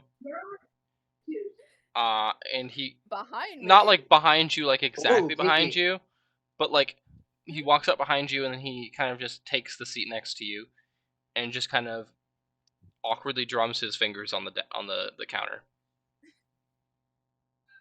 I do want to say Ellison probably hasn't even like tied his hair back or anything. It's just naturally down. Something he doesn't normally wear, but he was like, fuck it. We're gonna deal with this. Okay.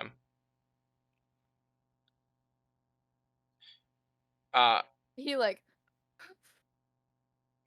good morning, Barlow. Ellison? You've got some restless energy, it seems. Weird, I wonder why that is. Wonder what it could have been.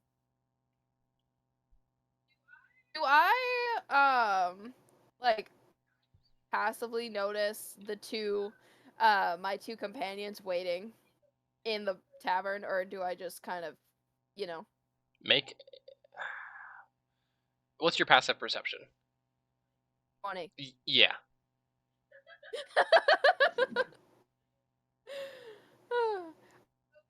Okay. Yeah, I'll not, be right back. not... I'm getting an important phone call. Okay. Miss you! Ew. She didn't say she missed me.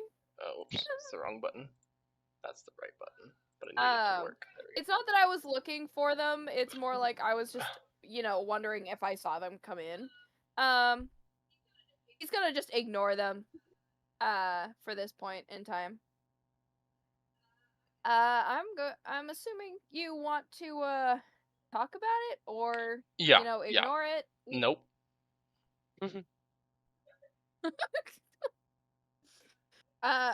To which one of those? I would like to talk about it, yes. Alright, do you want to do that here, where it's public, or... Oh, God. Okay. Oh, how do I say this? Listen, No, okay, nope. If I...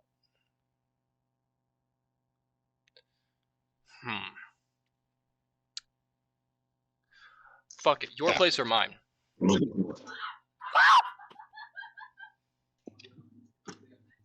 I mean, we can go right upstairs if you want. Damn. Dang, girl, where'd you find this? Sure. And he puts us a couple gold on the counter and walks upstairs. Hold on, give me just 1 second. Hold on. You about to bang? Okay. Here, I think I did you a favor. And we're making it not more doing this awkward. on screen. We're gonna move over to Matthew. Nope. Yeah. Absolutely. Totally fine. So, just for context, the two of you sit down, you're ready to see some tea, some drama, and then you see a short conversation. Barlow puts some gold on the counter and walks off, and Finch, red in the face, follows after. Almost as red as his hair. That'll be all. Okay. Alright, Matthew. You arrive at the shoddy, unnamed tavern from the day before. You step inside, and there is a single customer. A bulky, excuse me, sorry. A bulky dwarf, shaven head with like a mohawk and a long kind of curly beard. And he's just kind of nursing a glass of like whiskey or something. Is there any other floors, or is this the only floor? It's the only one.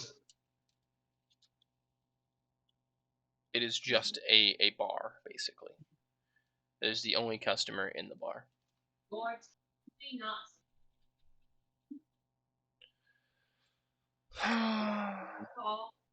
What is your passive perception? My passive? Mm-hmm. Is 10, but I was about to make a perception check myself. Okay, go ahead then. I was gonna go sit down and make one. Yeah, go ahead. Does it matter if I do it sitting down or sitting up? Just make a perception check. You can sit down and do it. Doesn't matter. Where are you sitting? Kind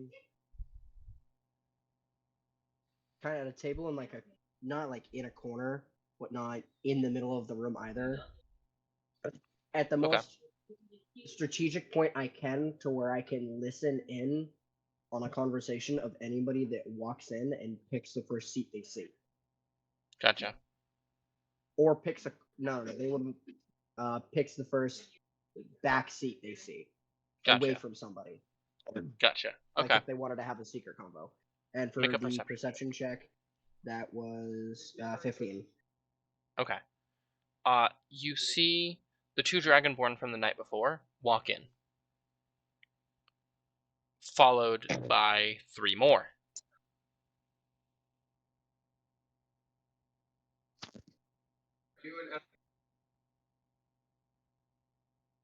And then continue. You see the two Dragonborn from the night before, followed by 3 more. And then a group of 3 humanoids that you can't really make out what race they are, dressed in heavy robes. Like hooded cult robes. Like that kind of crazy shit. Like dark red robes. The 2 from the night before look around the bar. Let's see. Okay. And then sit in the at a table kind of in the center of the bar. All of them kind of gather around this table in the big group.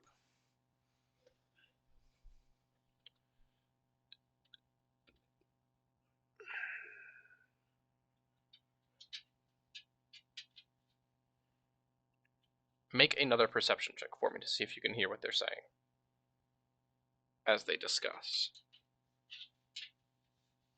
Yeah. Another perception? Correct.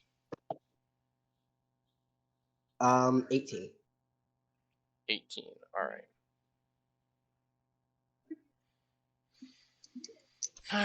You hear one of them go, "It's honestly a miracle that we found it when we did." And the other responds, "Yeah, but, I mean, what exactly are we supposed to do with it? We can't really do anything with it right now."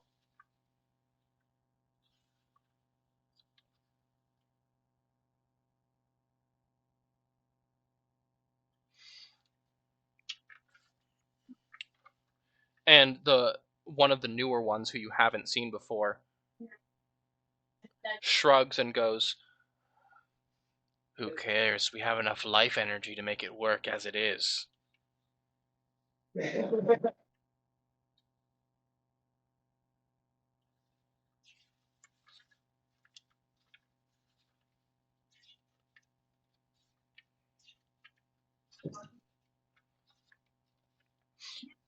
If we can just get this. And then one of the other ones. Okay, go ahead. Go ahead. Interrupt me one more time. Go ahead. No, I'm sorry. You're fine. Continue. The other one of the other new ones says, "If we can just get this dragon to distract the towns, we can get in there without raising any suspicion." And then what were you going to say?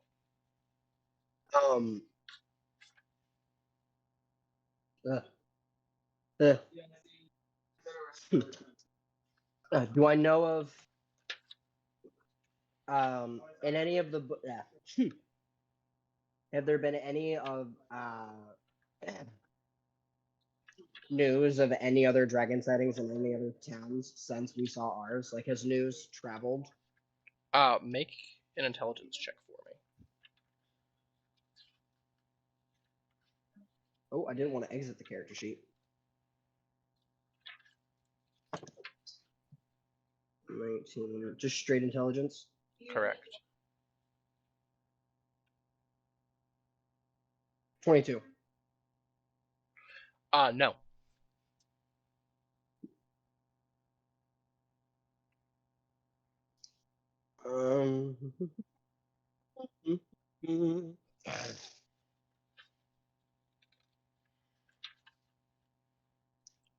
And then I'll walk up, order a drink, and then go back to my seat.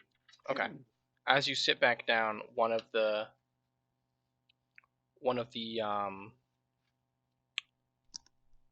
Dragonborn says, "If we can just get the spire working, it doesn't matter anything else.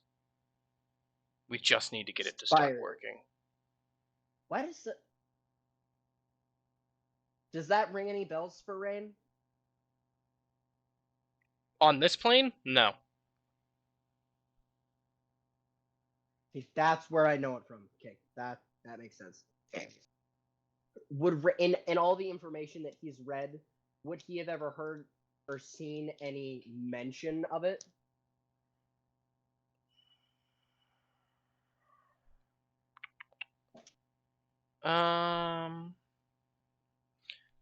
Make a history check for me. Let's see. Dun, dun, dun, dun, dun, dun, dun, dun, dun, dun, dun, dun. I am really bad at those. That's a 9. No. You got your answer with that 9. You don't know.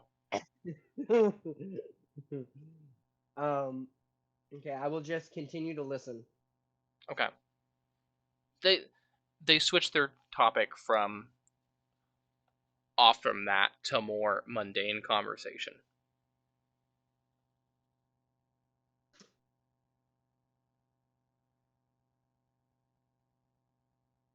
Okay, and eventually they loop back around to, "Do you think that half-breed is going to be an issue?" And the other one says, "He didn't look the type. Looked like a coward. Don't worry about him, though. I have an eye on him."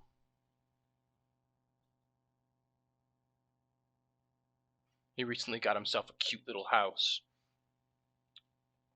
A couple friends of his. They're currently at the tavern.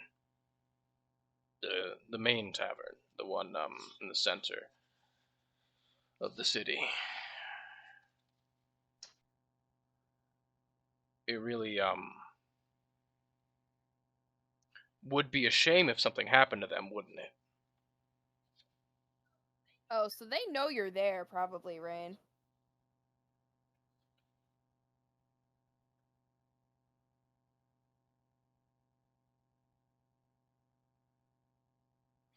Anyway, gentlemen, I think we end this conversation. I'm gonna get up and go to order another drink. And maybe we find a different place to meet next week.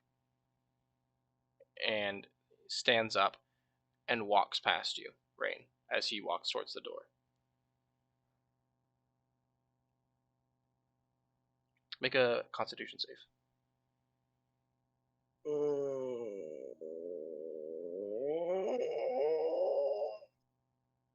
I'm good at those.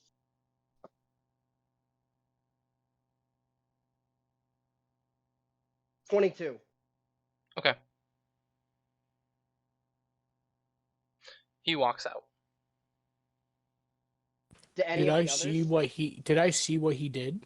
He Rain's at the other tavern, not at the North Look with you guys. Oh, Rain's at the other tavern? Okay, never mind. Yeah. Did any of the other ones? They slowly but surely disperse out. But none of them come near you.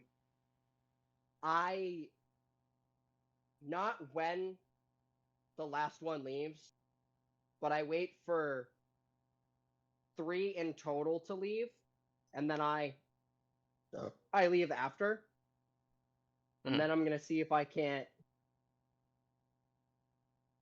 go behind the building. Okay. Hide. Make a stealth check for me. 11. Okay. No one seems to pay you any attention.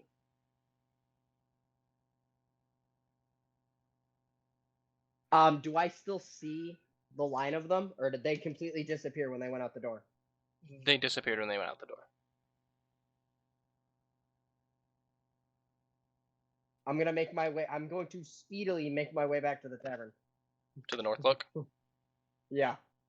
Alright. Yeah, you come inside the tavern and you see Maluk and... Oh, actually, hang on a second. Okay. Sorry. Before I forget, because I'm about to. I'd like to do a self-sit rep. What do you mean?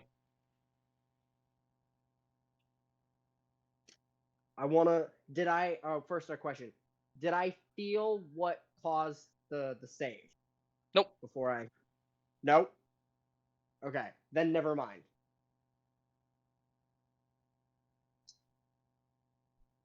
I wouldn't, unless I felt it, I wouldn't check to make sure that I was okay. Yeah.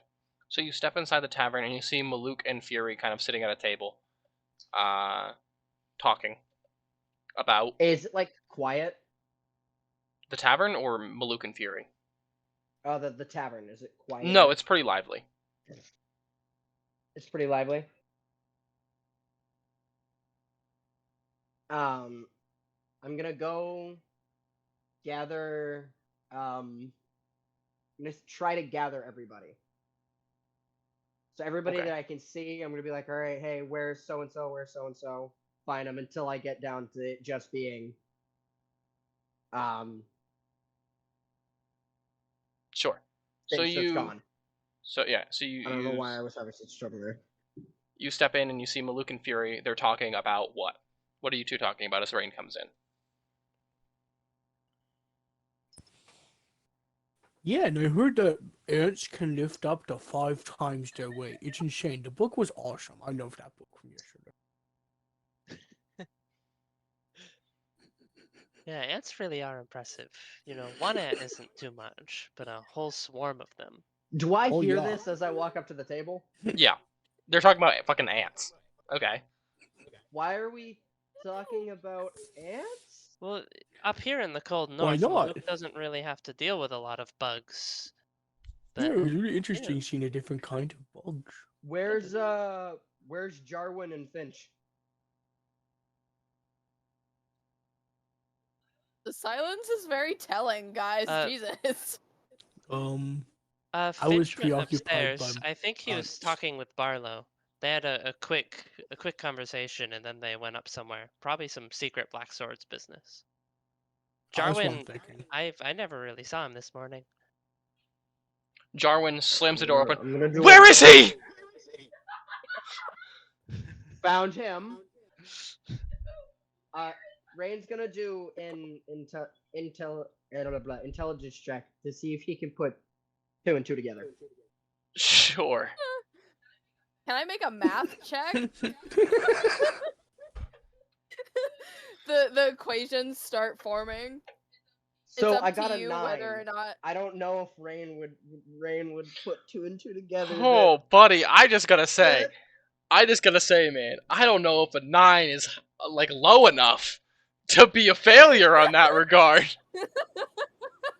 I'm pretty sure half the hoping. town knows. But like, if you want it to be a fail, I don't care. I thought it would be funny.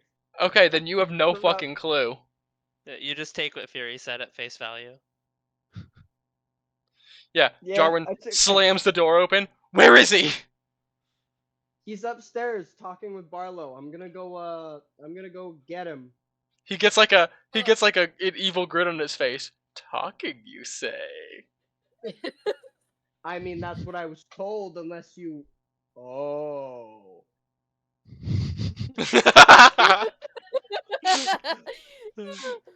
What? Is something going on?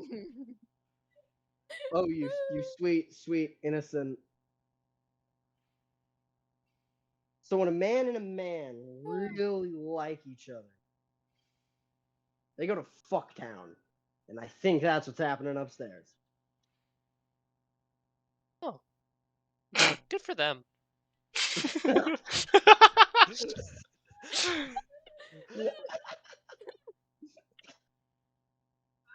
I'm having a great time watching you guys react to this. This is very funny to me.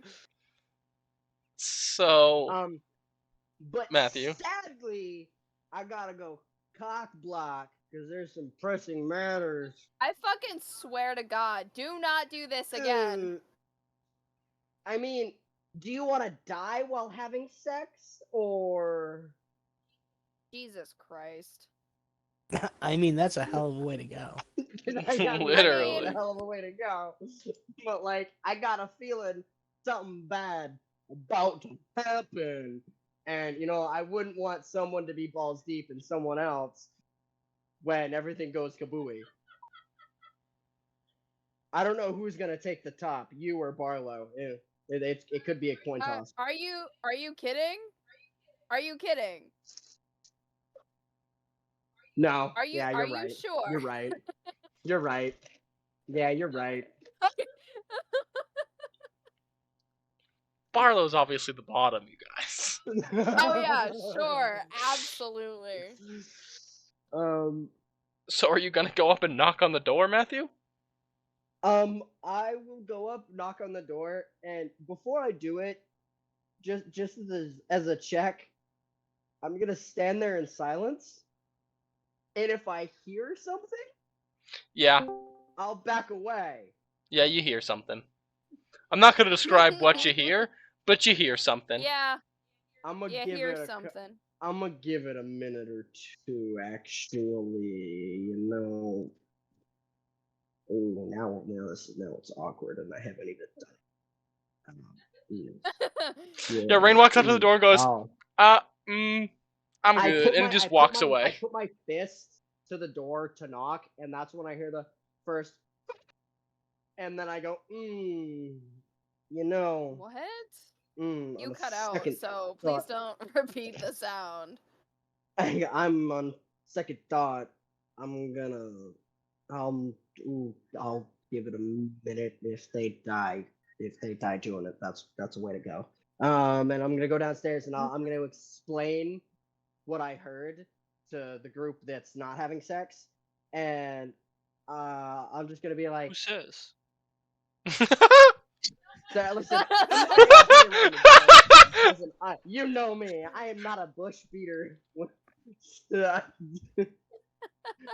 call it how I see it, and they pounding. Pound town, if you will. All right. Yeah, you. There was a sock on the knob. There was and not. I noticed it. Yeah, you head back downstairs and you see your gathered party members. I look at Jarwin. I give a smile and a wink and like that finger, like, and then I explain. Jarwin just starts screaming. For your information, Aiden, about what happened while you were gone, obviously Finch. I kept her told, posted. You came running in and you're like, "Where is he?" And then you found out that Finch and Barlow were upstairs talking, and you were like, "Talking, you say?" And then everybody caught on. Well, of course they're talking. What else do you think they'd be? Oh. Yeah, Rain didn't put it together at first. He had to be like, "Can I make an intelligence check to make sure I wanted it to be put 2 and 2 together?" I wanted it to be funny. I wanted to come up and intervene because I think it's hilarious. So anyway, do you tell pants back on? Do you tell the assembled party what you know? Actually, first I go, "Hey, can you guys come up into the hallway with me real quick?" What is wrong with you? Nothing. I just don't want. We're not going towards the door. I just don't want there to be anybody who could possibly listen. Okay. There's eyes everywhere. Okay. Okay.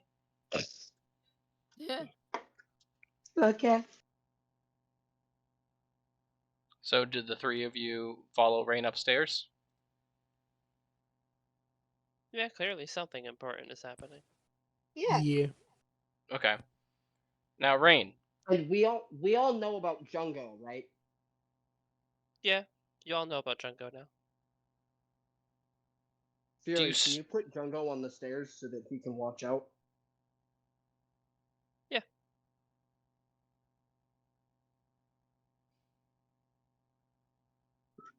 Okay, I'm done. Do you stop outside of Finch's door, or do you go past it?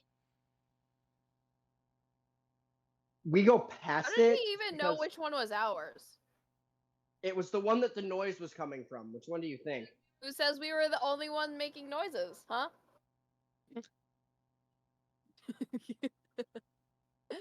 I mean, anyway. Yeah, I was sorry.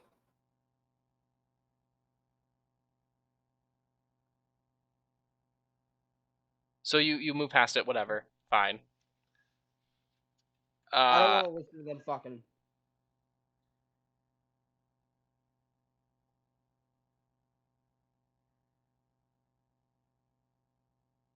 So you spill the beans? I spill the beans. They know about our new home. These cultists. They also knew that we were all at the tavern, or that you guys were all at the tavern. And I'm assuming they knew I was there listening in because one of them said about finding a new place to meet next week. So obviously, they knew something.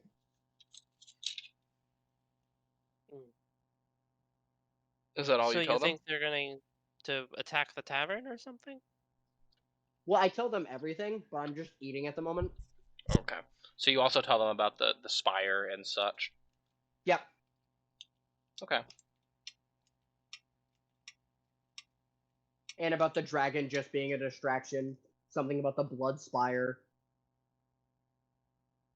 Or no, them having enough essence. Okay, what if we just tell the dragon this? And then have the dragon go kill them? Honestly,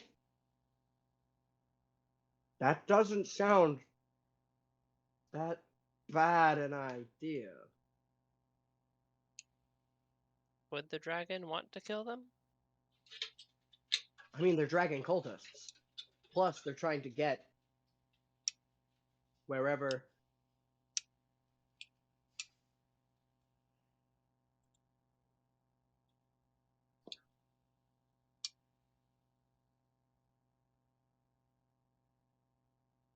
Danny, would I know of any way to contact a dragon, like get its attention?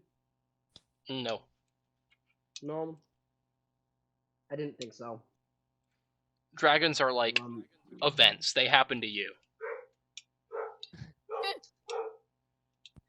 Random encounters, if you will. Yeah, one might say that. I mean, if we had sending, we could sending, but we don't have sending. Yeah, we have a sending stone, but no sending. By the way, you have your another use of sending stone if you want to use it this morning. Oh yeah, true. I take it out.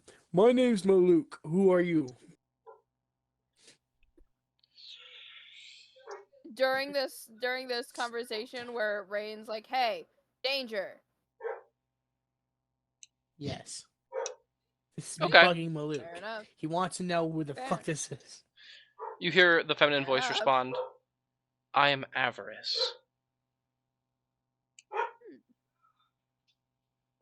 Avarice? Yeah.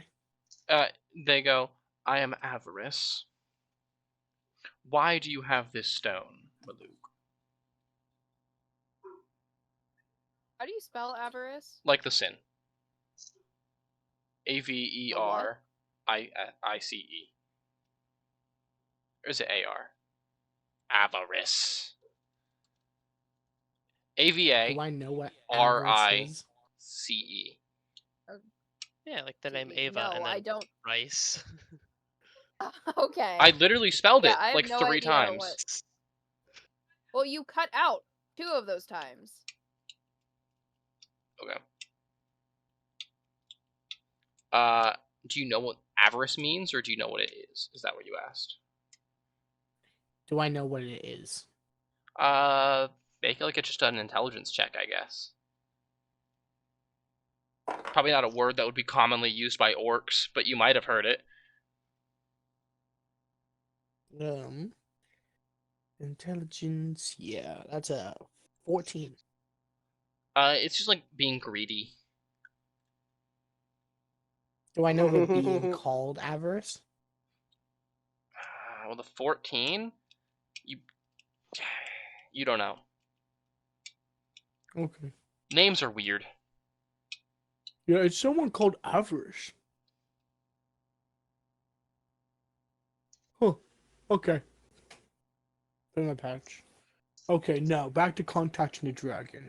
What if we, like, took some blood, okay, and we spelled it out in the snow?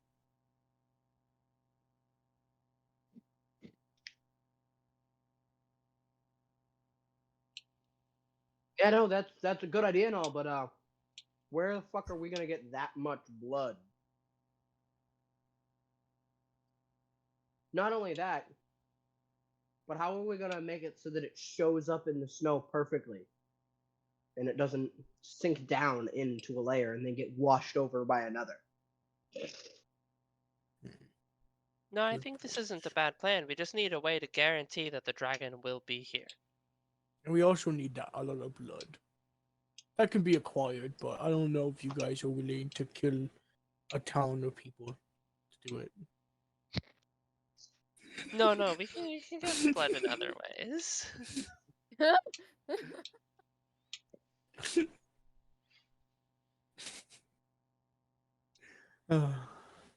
Okay. So how are we gonna do this? Where are we gonna get the blood?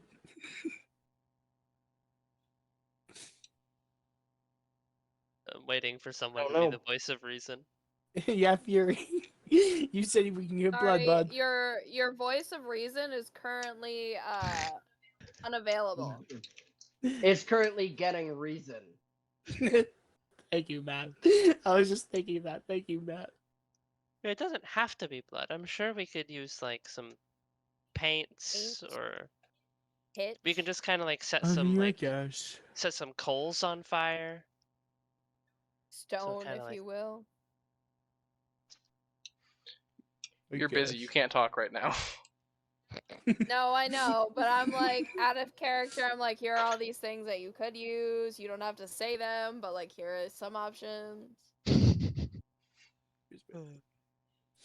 You're busy. You can't talk right now. Fair enough. Your mouth is full. Thank you, Matt. Whoa! Whoa! Whoa! Yeah, Settle down. Finch is currently. Never mind. Never mind. That can be misconstrued, so I'm not gonna say that. I was just thinking it. I was thinking that, and I was about to text it to Dan. That's so I didn't want to funny. say it over Discord, but Matt was comes out of left park. I was gonna say Finch is currently having a hearty meal right now, but if I say that, people are gonna take that out of context. Listen. I am and always have been the one that says these things. I have no filter. I do No not care. qualms. No qualms making these jokes about sexual innuendos. They are my He's bread all and out of qualms.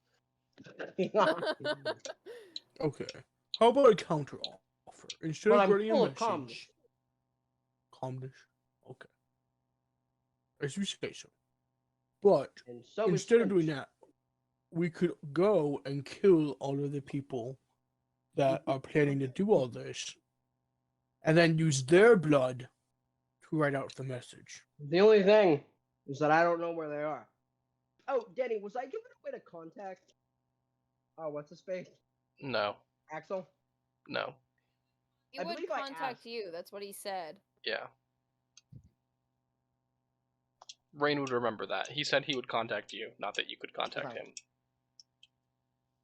Well, I'm all out of ideas. So it's someone else's turn to plan.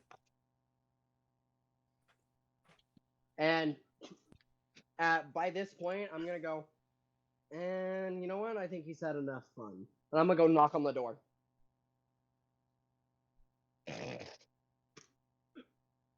And that's where we're gonna end the session. Fair enough. Fair enough. Aw, no cultist slaying. Not tonight. Not tonight. Next time. Next time on Rime of the Frostmaiden. Yeah, exactly. So that's the stream. Good night, stream. Good Night night. stream.